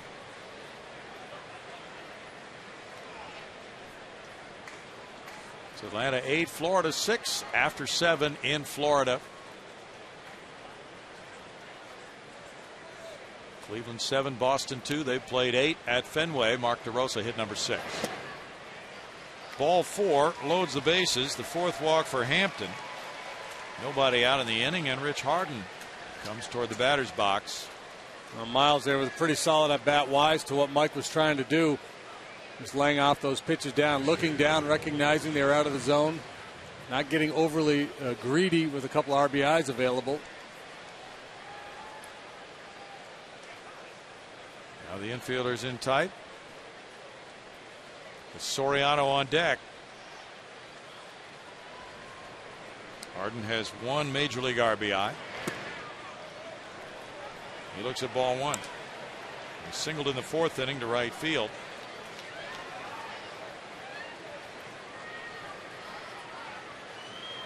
Hampton gave up 4 in the 1st.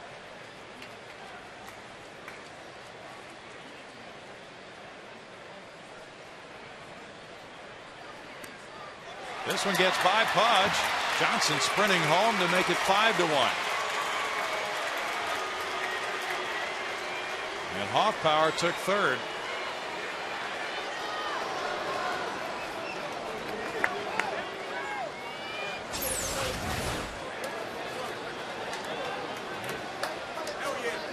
Got the glove turned the wrong way. Off the tip of the mitt right through the 5-hole. Second pass ball of the game. And now a 4-run lead again. Harden bounces 1 foul. That's Matt Sinatro, the coach at first base. 2 balls and a strike.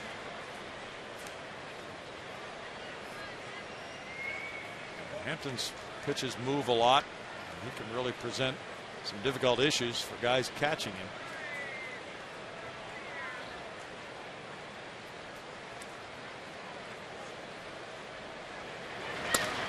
Grounded foul again by Harden. 2 balls and 2 strikes.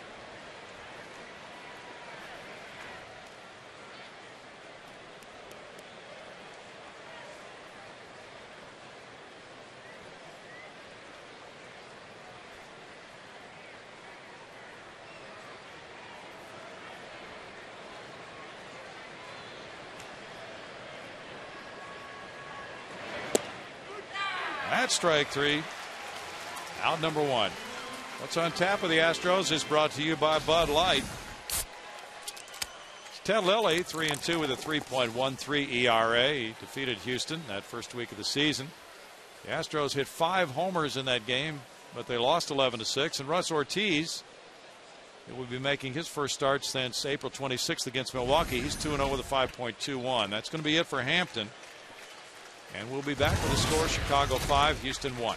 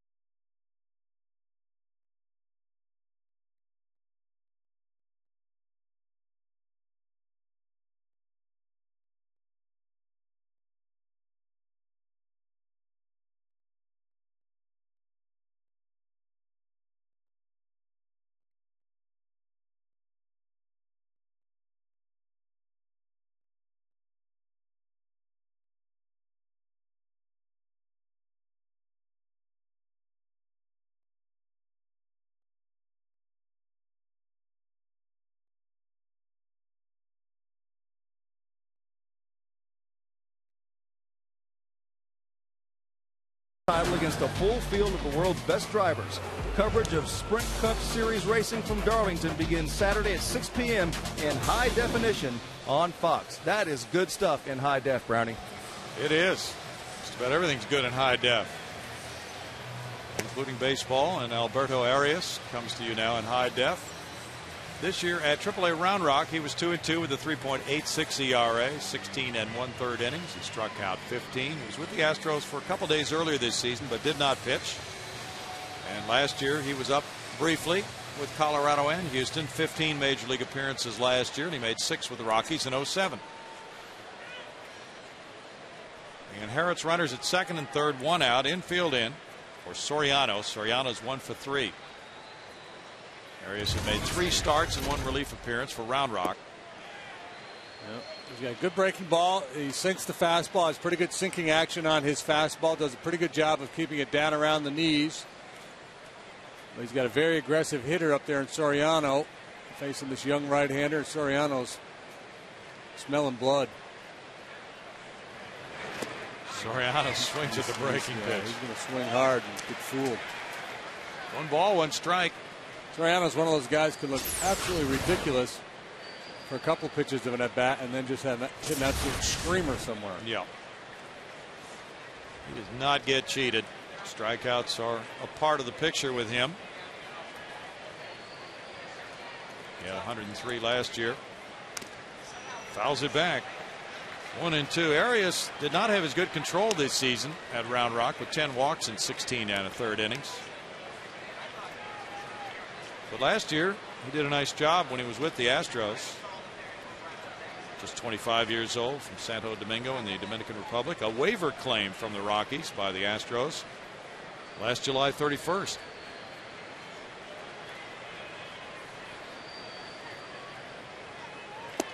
And he swings wildly at the breaking ball, striking out. Nice job there of staying out of the strike zone.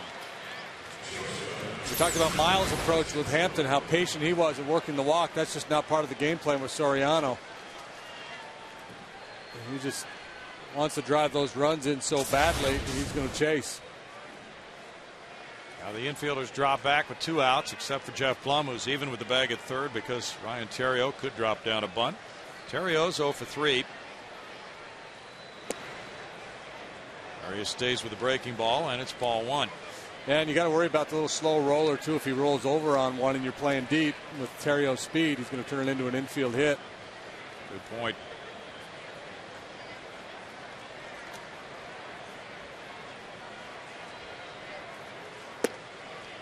Strike call makes it 1-1. Arias leaving a Round Rock club, which is in first place in its division in the PCL, despite a record of 12-14. It's a bad division. Yes, it is. Round Rock playing at New Orleans in the current series. He had a short trip to make. 1-2. Round Rock won last night 8-5. Casey Daigle the winner in relief. Good tight breaking ball, settles on the outside corner. Chad Peranto got his 7th save last night for the Express. He's having a nice year. Fouled away. And the other guy who's pitching well, who has a lot of major league experience in late innings, also not on the roster. He was just recently signed as a free agent, Brendan Donnelly. The old Angel. Yep. Donnelly has pitched 5 innings of 1-hit shutout ball in 4 appearances so far with Round Rock.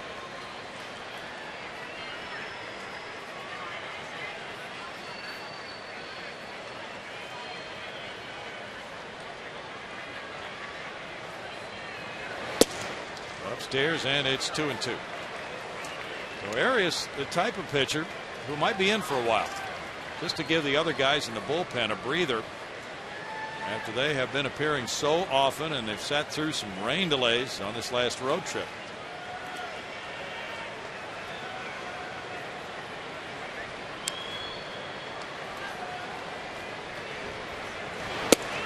He gets a strikeout and gives the Astros a lift by whipping Soriano and Theriot. And the Cubs come up with 1 run in the 6th inning on 1 hit. They lead 2.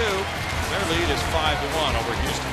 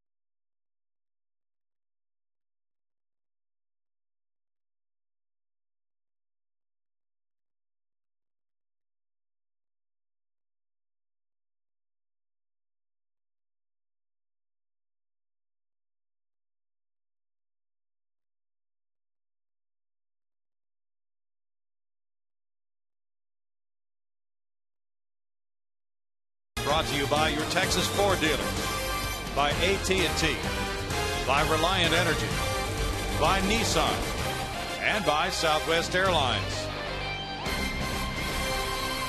Back at Minute Maid Park in the opener of this 5-game homestand, the Cubs lead it 5-1. Astros batting, bottom of the 6th inning. Miguel Tejada leads it off. He's 0 for 2. Fouls it for strike one. Tejada with 33 hits already this season. Trying to be a table setter for Pence, who's on deck, 2 for 2, and Blum to bat third. Rich Harden has thrown only 73 pitches so far. And there is action in the Astros bullpen, so if Arias' spot comes up, looks like they will hit for him. Foul back. Make a play. Oh. And into the GM's booth of the Cubs. Jim Hendry here? No, I don't see Jim over there. Didn't see him. Somebody was asking about him. He was here for the opening series. PR guy Chuck. Fouled, and it's still no balls and 2 strikes. Big week coming up with that pink theme, different pink displays throughout the ballpark. There you see some of the pink coloring that has been brought in since we left on the last road trip.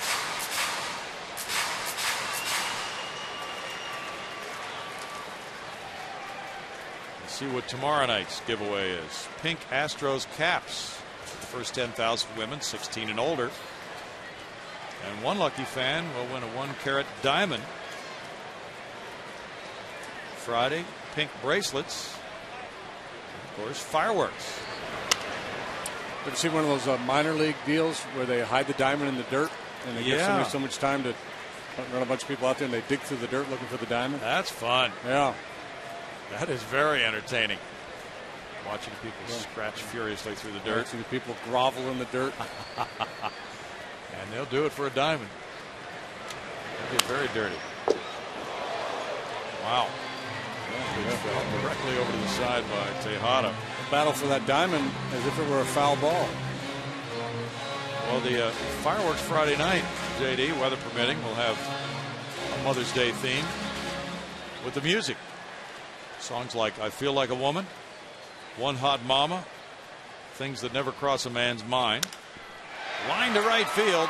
Milton Bradley there. That's a well hit out number 1. Yeah, there's been a number of those lately. Harden's gotten away with some mistakes, and there's a good example there. Soto came out of his crouch in Yogi Berra mode, and Harden threw a knee-high fastball. Jeff Fulcino is getting hot in the bullpen. The pitcher spot potentially coming up. The Astros would need to put a couple of men on base for that to happen. Hunter Pence has put himself on base twice. A double to right center and an infield hit to third. He scored the run on the Mike Hampton single. Harden delivers ball one.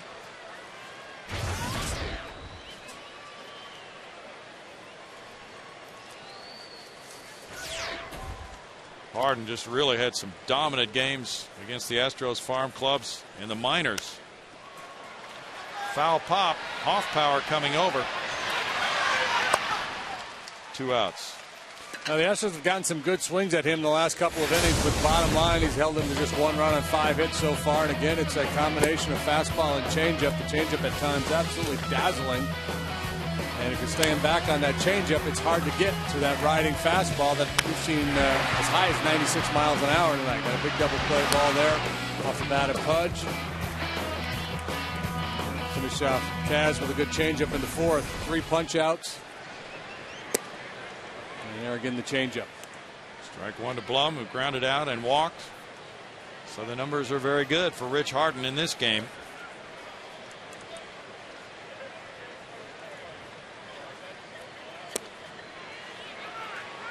It's no balls and 2 strikes.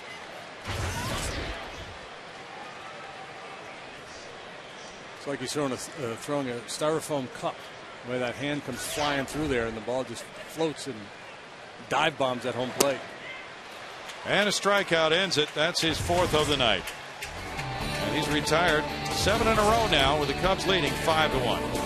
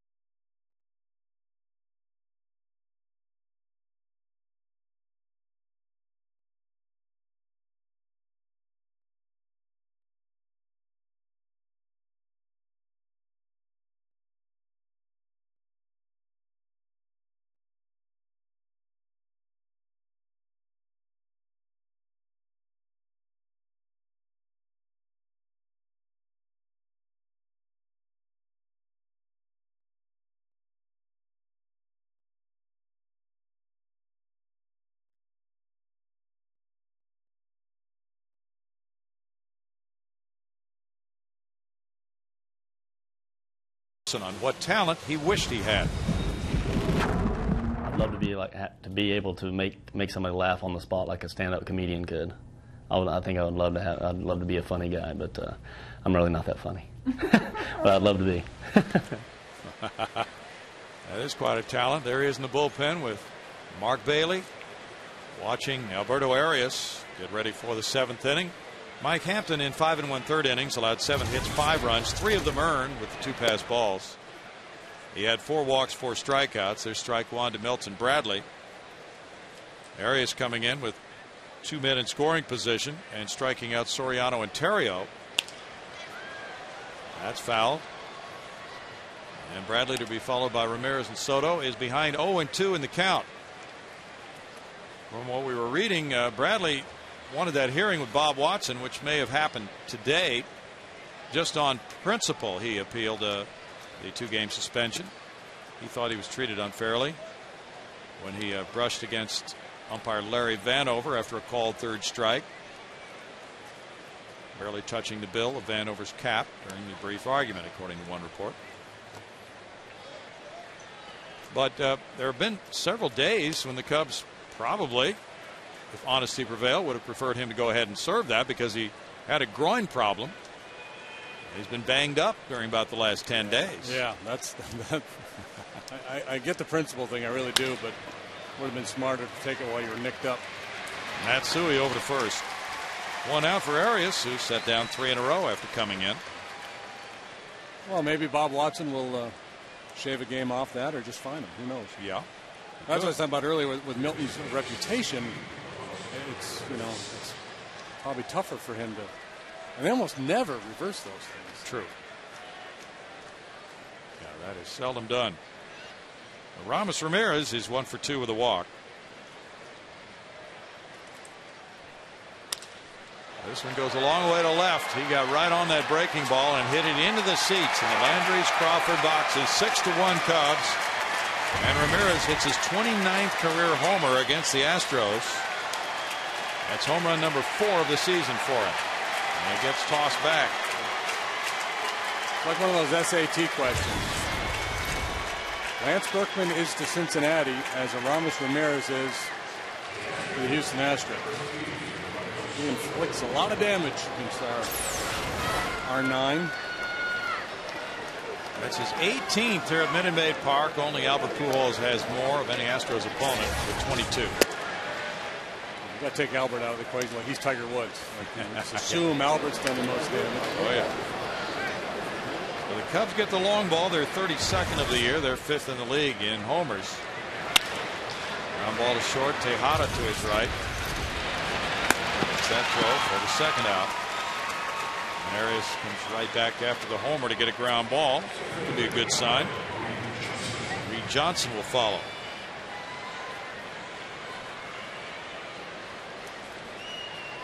Ramirez has driven in 95 runs in his career against Houston. With 29 homers, Pujols has 36 of them. Albert went deep tonight. 11. Ball 1 to Johnson. The Mets beat the Phillies 1-0. Johan Santana helping the Mets square their record at 13-13. 1-0. There's been a few of those games this year already. A lot of shutouts and a few of those 1-0 affairs. Yeah. In a year with some dominant pitching early. Chan-Ho Park pitched well. 6 innings, 1 hit, no runs. For the Phillies, Scott Air took the loss in relief, and the run was unearned. Ooh, that's a nasty break. Yeah, he does have a good one. It just dropped right onto Ramirez's bat for the home run. But here's a look. That's a late action on this one. This was never a strike. That might be the key. Don't throw it in the strike zone. 1-2 the count. I've always argued that strikes are overrated. It's the appearance of being in the strike zone that makes a good changeup or good breaking ball. Yes. Throw it in the zone and then just move a little bit out of the zone. Santana gave up 2 hits in 7 innings. He's 4-1 with a 0.91 ERA. He's no Zach Greinke. You're right. Greinke's even better than that. Greinke's got an 0.4 something earned run average. A-Rod got his 8th save of the year. The Mets bullpen has been solid, but their rotation has really stumbled early this season. What to do with Oliver Perez? In the dirt, a strikeout, but it's back off the screen. And Johnson's hustling to first and beats the throw. Reaching on a strikeout and wild pitch. 3rd strikeout for Arias.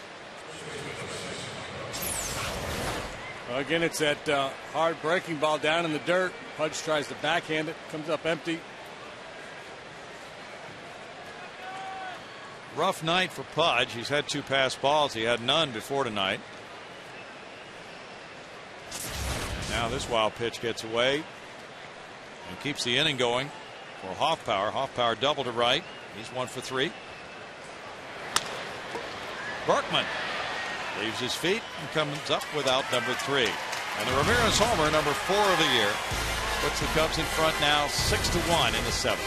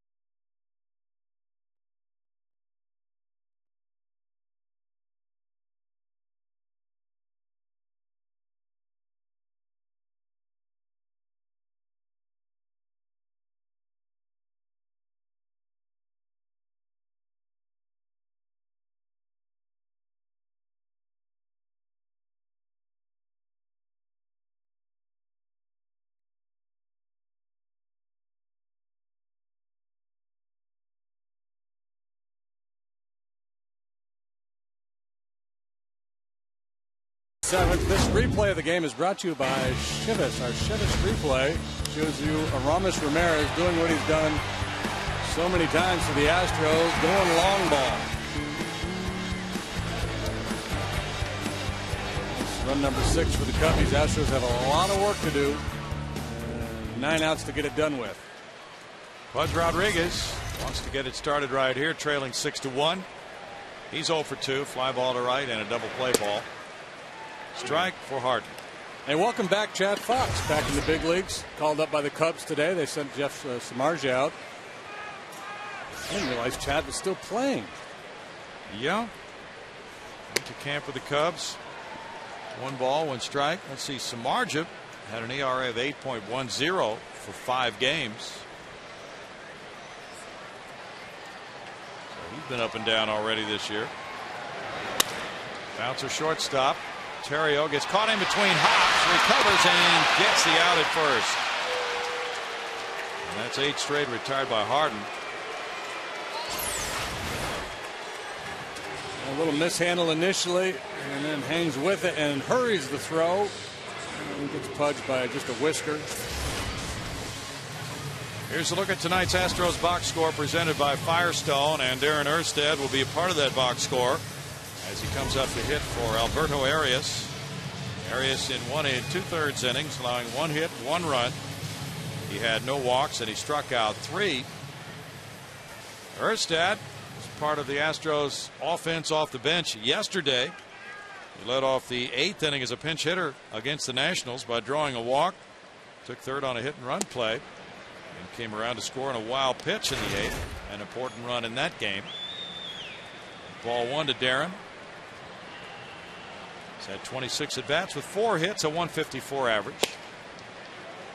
Harden steams 1 in, and it's 1-1. And Erstad has had a lot of at bats in his career against Harden, with a 276 average and 3 RBIs against him. Wesley Wright is warming up for the Astros. Darren's 3 for 11 pinch hitting, and he's driven in 2.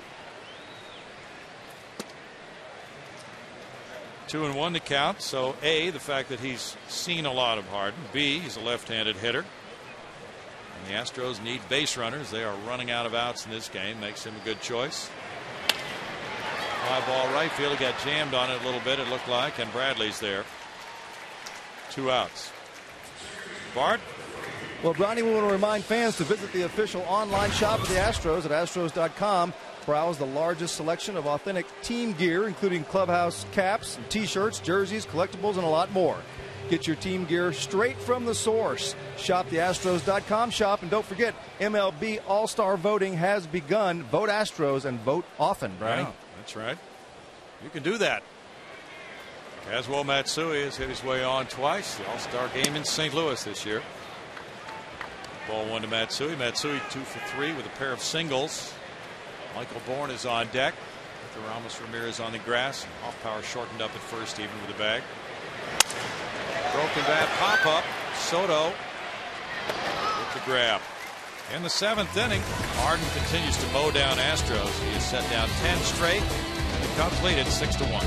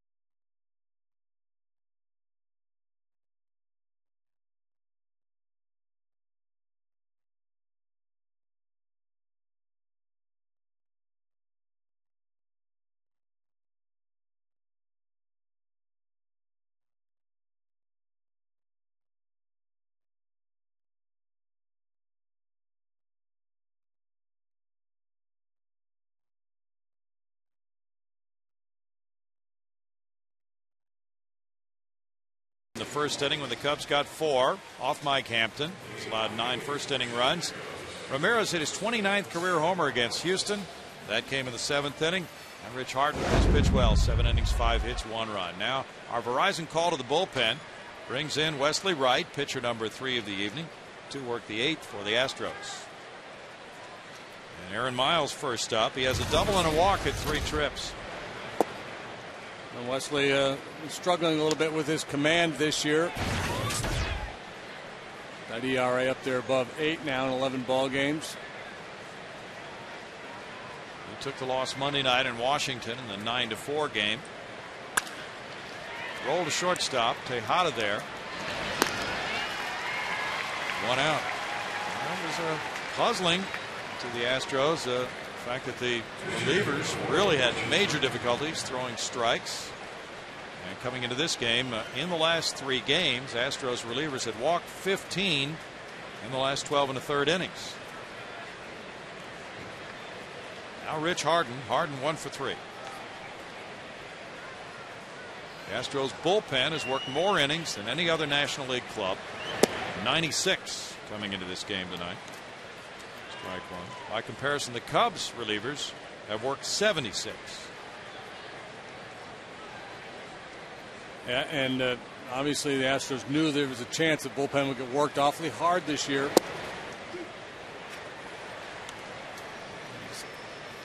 The starting rotation with some of the older guys, some of the guys that had some injury problems. Not sure how many innings you'd be able to get out of your rotation. They knew they would have to lean heavily on the pen.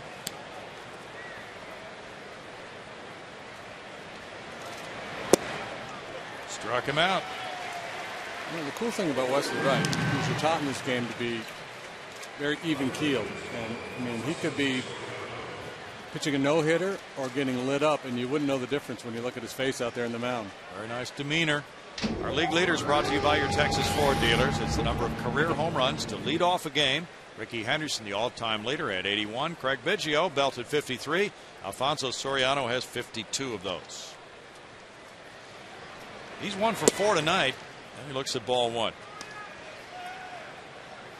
And of course, he has been so potent as that number 1 hitter, but people have suggested, well, you're wasting those homers from the leadoff guy. He could be driving in more runs if he hit 3rd or 5th. He did hit 3rd not too many games ago. He hit 3rd in Texas one year and did really well. He prefers to hit first, so I think they yield to him a little bit. Might not hit as many home runs down in the order because he might get pitched a little differently. Maybe sees more fastballs as a leadoff man. Not sure about that, but I've heard some people put that out there. Guess you'd have to watch him play in both roles for a while to make that determination. Yeah. Well, he has more extra base hits on the road than any other National League player. He has 10 on the road. And we saw him get the first extra base hit of the season in this ballpark. On the second pitch of the ball game opening night, he hit a home run. 2 balls and 2 strikes. Yeah, you're right about Wesley Wright. He just brings that good, even disposition to the mound. That's important for a relief pitcher who's going to pile up the appearances.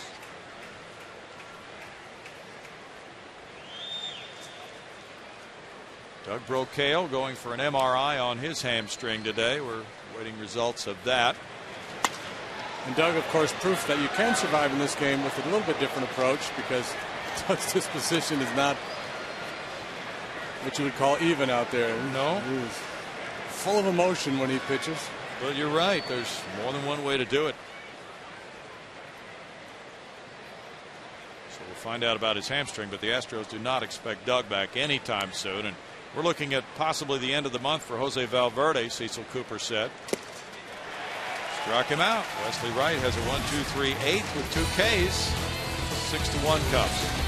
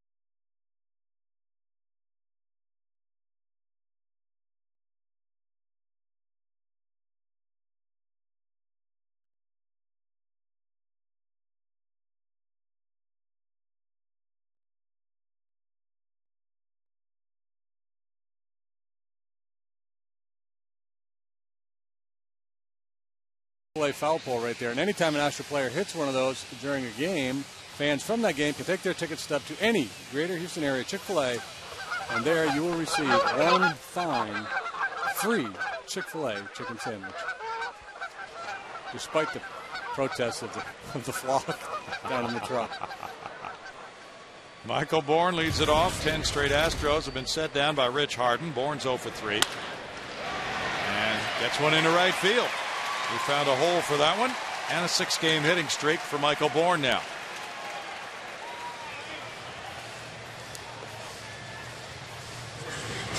And went up there looking fastball. He got one that was up. Got on top of it. Good top hand. Rifle that through the hole on the right side. Hit the ball hard twice tonight. 93 pitches have been thrown by Rich Harden. Lance Berkman faces him. Lance 0 for 2 with a walk.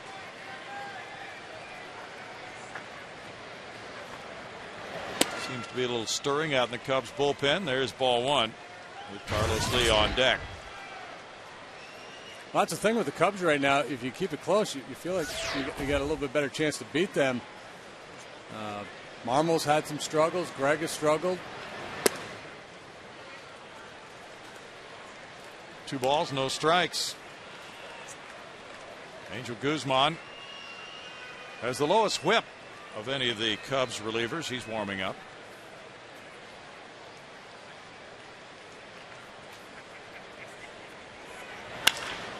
Slicing fly ball, left field corner. Will it be fair for Berkman? It is a fair ball. And Lance Berkman will take the tours. He hits one into the seats. 2-run homer for Berkman, number 7, giving him 16 runs batted in. That's 295 in his career. And now 6-3. The bullpen will work a little quicker. And Puma's been showing some signs of late. Batting average still hovering a little below 200, but that's home run number 7. Good inside out swing and a low fastball. He shoots it into the Crawford boxes.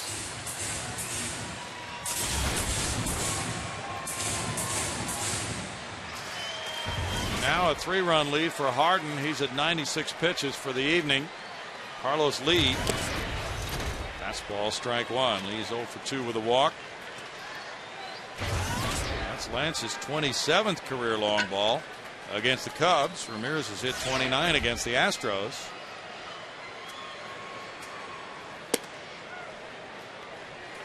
It's 1-1. Harden throwing 96. He hasn't lost a lot. He hasn't lost anything. Except for that last ball he threw to Berkman. Flared into right field. That will be a hit in front of Milton Bradley. And the 3rd straight hit of the inning. Lee has a 6-game hitting streak. Late rally by the Astros may force a change. That's 99 pitches for Harden. Soto's going out. That's a little bit of good fortune there after some bad luck earlier in the game with some hard outs. Little flare dropping in for a knock. And Lou's up on the top step, contemplating making the move. An outstanding evening for the right-hander, who's 27.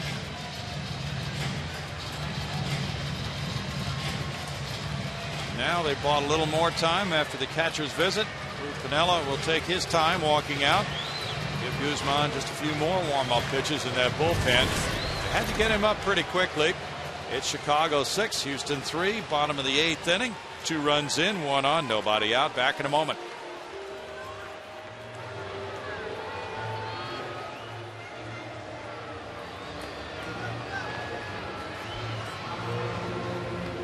Pitching well, so if it's Marmol, it could be a good thing. Might not make a move here. Yeah, there he goes. Lou bought himself some nice time on that.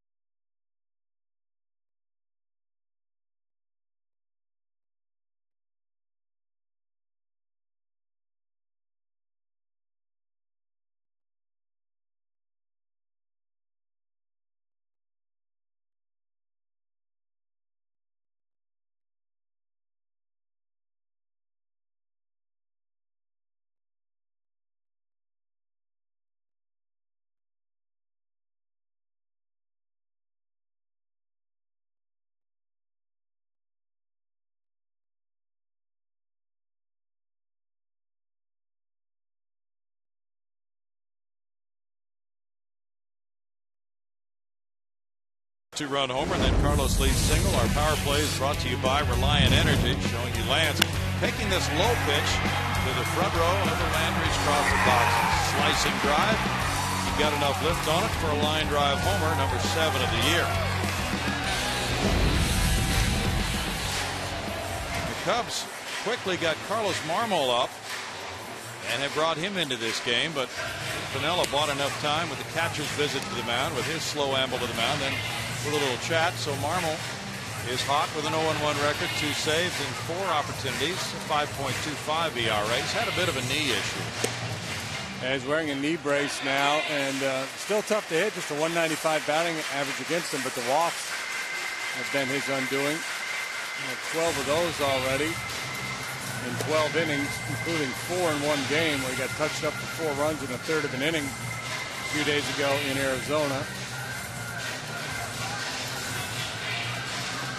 Marmol, one of those guys that, if he's on his game, is just almost impossible to hit. He's got outstanding stuff, especially for the right-handed hitters.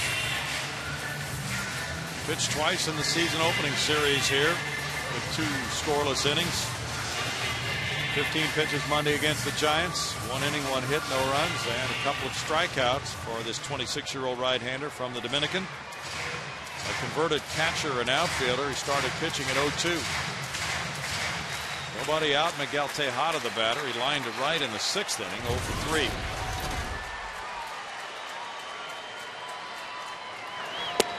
That's a tough arm angle for a right-handed batter, and it's strike 1 on a breaking ball.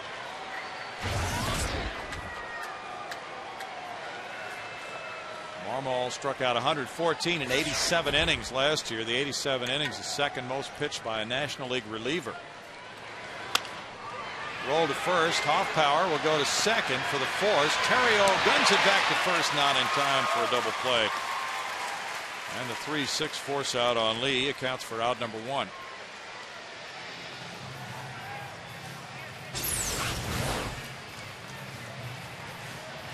Trying to shoot one through that hole on the right side. Hoffpower with a good feed, and a little hesitation by Terrio as he tried to get the ball out of his mitt into his throwing hand.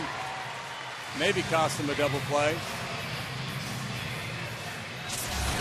Lee was trying to work his way into causing a problem for the shortstop, receiving that throw from the first baseman. Hunter Pence has a double and an infield hit tonight. 2 for 3.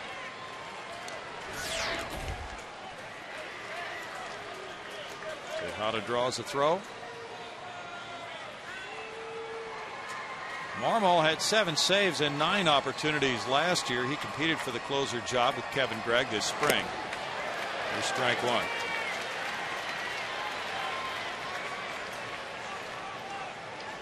Cubs bullpen has 6 saves and 4 blown saves so far. Gregg has 4 saves.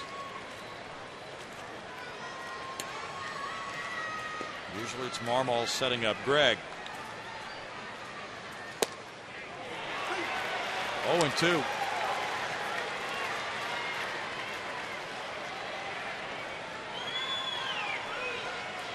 Marmol signed with the Cubs in '99. And he stayed with them throughout his career.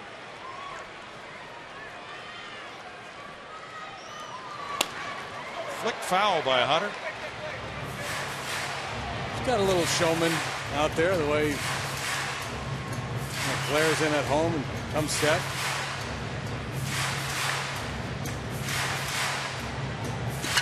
Astros couldn't touch him last year. He had an ERA of 0 against them in 7 1/3 innings. Didn't give up a hit.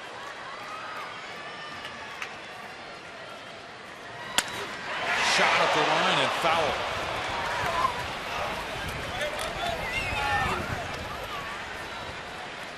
Adrian Johnson umping first base tonight. He's a Houston guy. And Chael might want to play a step deeper here. Heads up, boys.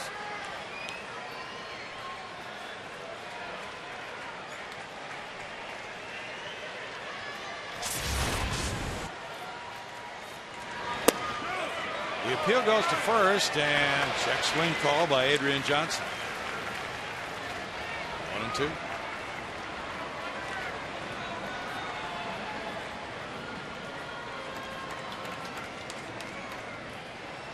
Usual progression of a hard thrower in the major leagues is setup man and then closer.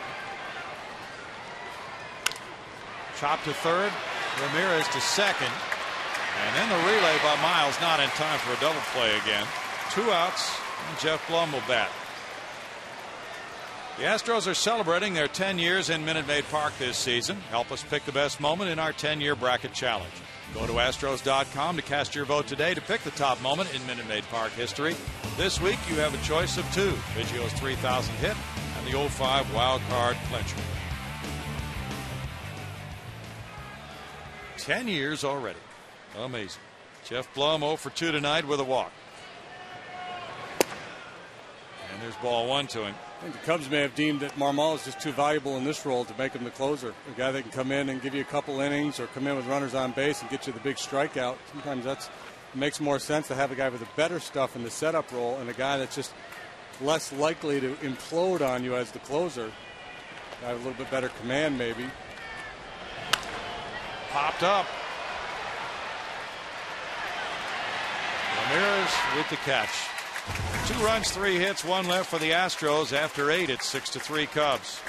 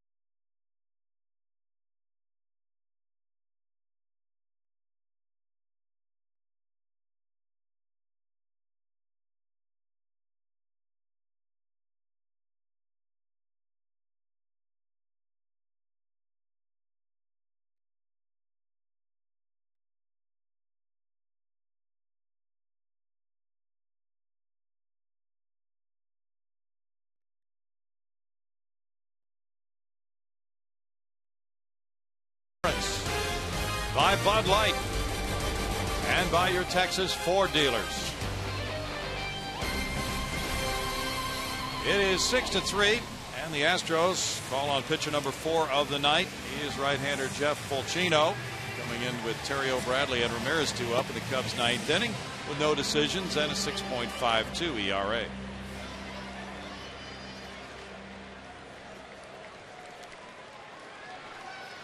Fulchino works first of all to Terrio. Terrio 0 for 4 in this game. Jeff making his 8th appearance. The Astros' hard-working bullpen going to its 3rd reliever tonight with Mike Hampton starting, throwing 107 pitches in 5 1/3 innings.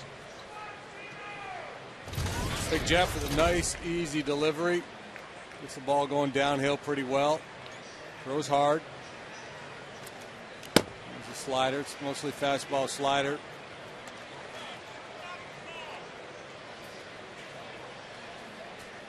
Rich Harden in 7 innings, allowed 8 hits, 3 runs tonight, walking 3 and fanning 4.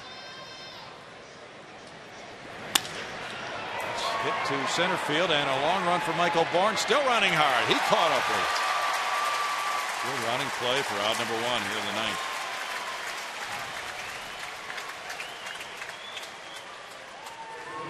Well, it's 0 for 5 for Ryan Terrio. He might have to go back into plan A.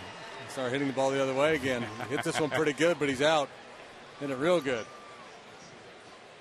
Yeah, he's come up a couple times with men on base. Nothing to show tonight. Bourne Took a good pass to that one. Now Milton Bradley. Strike to Bradley. Bradley 1 for 4 in this game.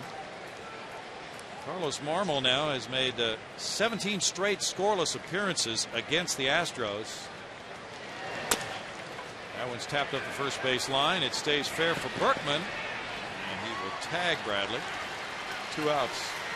29,415 the paid attendance.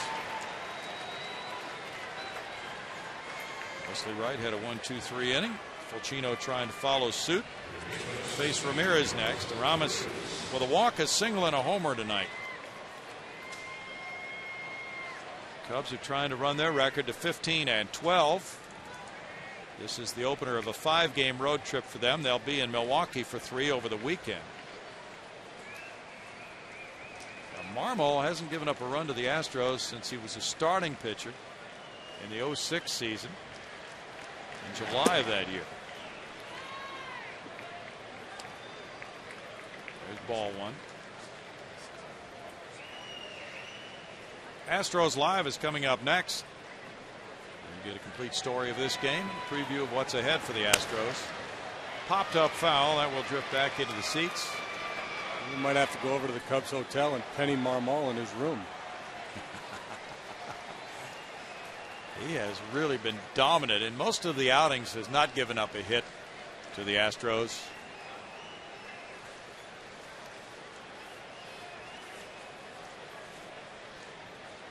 In Marmol's career, he has an ERA of 1.5 against Houston for 30 innings, giving up 5 earned runs, but some of those, all of those were as a starter. 1-2 the count to Ramirez with Soto on deck.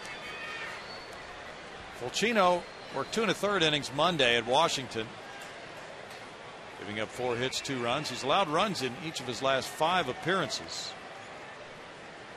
So a 0 would head him off in a different direction. Did he get a swing and a miss? He did not on appeal to Adrian Johnson. It's 2-2.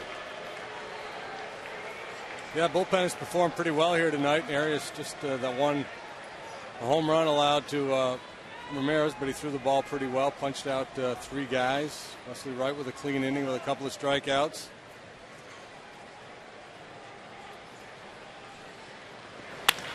Rip foul.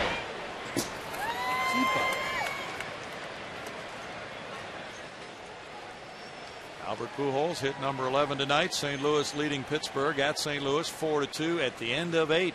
And apparently Rick Ankiel's going to be okay after that collision with the wall.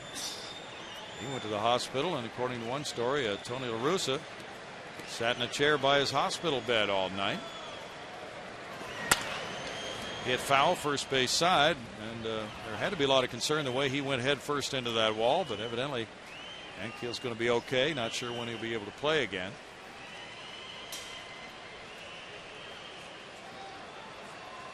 Mitchell Boggs was the starter for St. Louis tonight. He lasted 4 1/3, and Zach Duke went 5 1/3 for the Pirates, who have had fabulous starting pitching. That's hit foul. Upper deck foul. Way up into the upper section there. Ramos peeking up there and checking it out. Yeah. Gonna enjoy that. 2 balls and 2 strikes. Tad Lilly, who usually is very tough on the Astros, goes tomorrow night against Russ Ortiz at 7:05. Popped up. Lilly is 3-2 with a 3.13 ERA. Ortiz 2-0 with a 5.21. Pudge Rodriguez out for a little chat. Pudge is the cover boy on the Astros official game magazine, which you can buy here at Minute Maid Park for $4. Very nice action shot of him drawing back his right arm, getting ready to throw. Pudge getting close to some really nice milestones for a career. He's at 298 homers and about to become the all-time leader in games caught.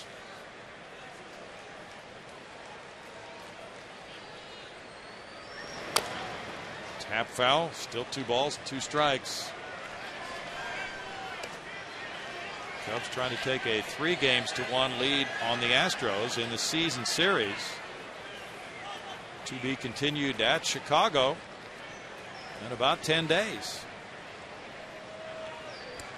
That's right. Astros' next road trip, I believe Monday, starts Tuesday in Colorado. That one will go foul. Maybe, but yeah, they need to touch it while foul, or it could turn back and be a fair ball. Let's see, the dates on those games are the 15th, 16th, and 17th of May. We often find Astros fans at Wrigley Field to make that trip. Ramirez is hanging in there, having a long at bat. Yeah, you better get it, because who knows what it's going to hit down there. It's starting. Yeah. Live grenade, jump on it. Yeah, that's embarrassing when the guy's standing on first and it rolls fair. The 11th pitch is coming in this confrontation. Ramirez, a tough man to finish, and over the course of his career, he's gotten more and more difficult to strike out.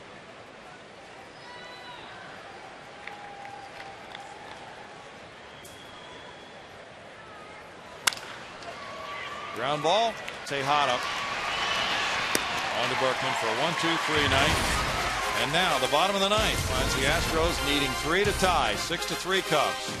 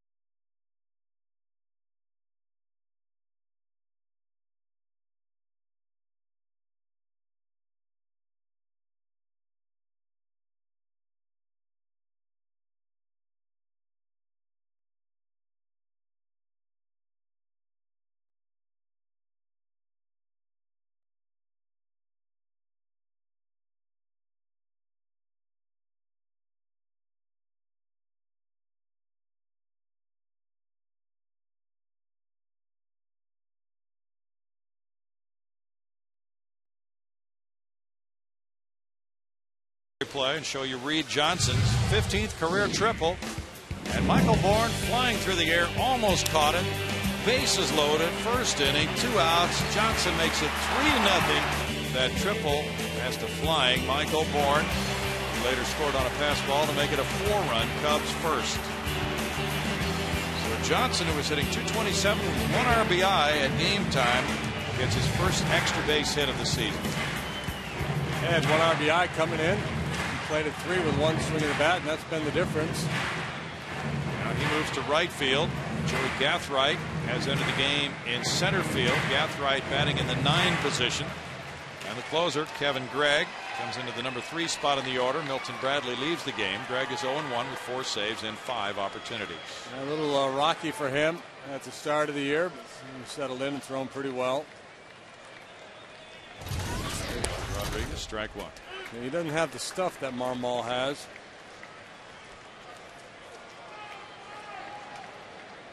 Gregg came in the opener, the 4-2 win, and picked up his first save as a Cub. Bounce to the left side. Ramirez stretching, got it, and spun around and threw to first. He just snagged it right in the webbing. Looked like it was going to get by him. 1 out. Does get by him, probably an infield hit. Terrio was over there, would have been able to glove the ball, but not sure he would have been able to throw Pudge out from that deep. We talked about Ramirez improving offensively with his plate discipline. He's improved quite a bit defensively too. Yes, he has. From when he first came into the league with Pittsburgh. Yep. Jason Michaels is a pinch hitter for Jeff Fulcino, who in 1 inning allowed no hits, no runs, no walks, no strikeouts. Breaking pitch from Gregg to Michaels is good for strike 1. J. Mike came up with a pinch single in yesterday's game. He is 6 for 20 now, hitting .300, 2 runs batted in, and as a pinch hitter, he's 2 for 9. That's a big breaking ball.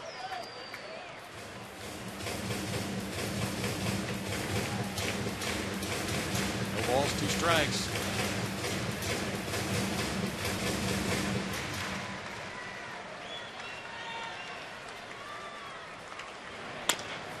Rolls over on that one and he fouls it. Yeah, the stuff is quite different, but as you frequently find with closers, they can get it done in different ways. And Greg last year had 29 saves and 38 opportunities. No, that's not good.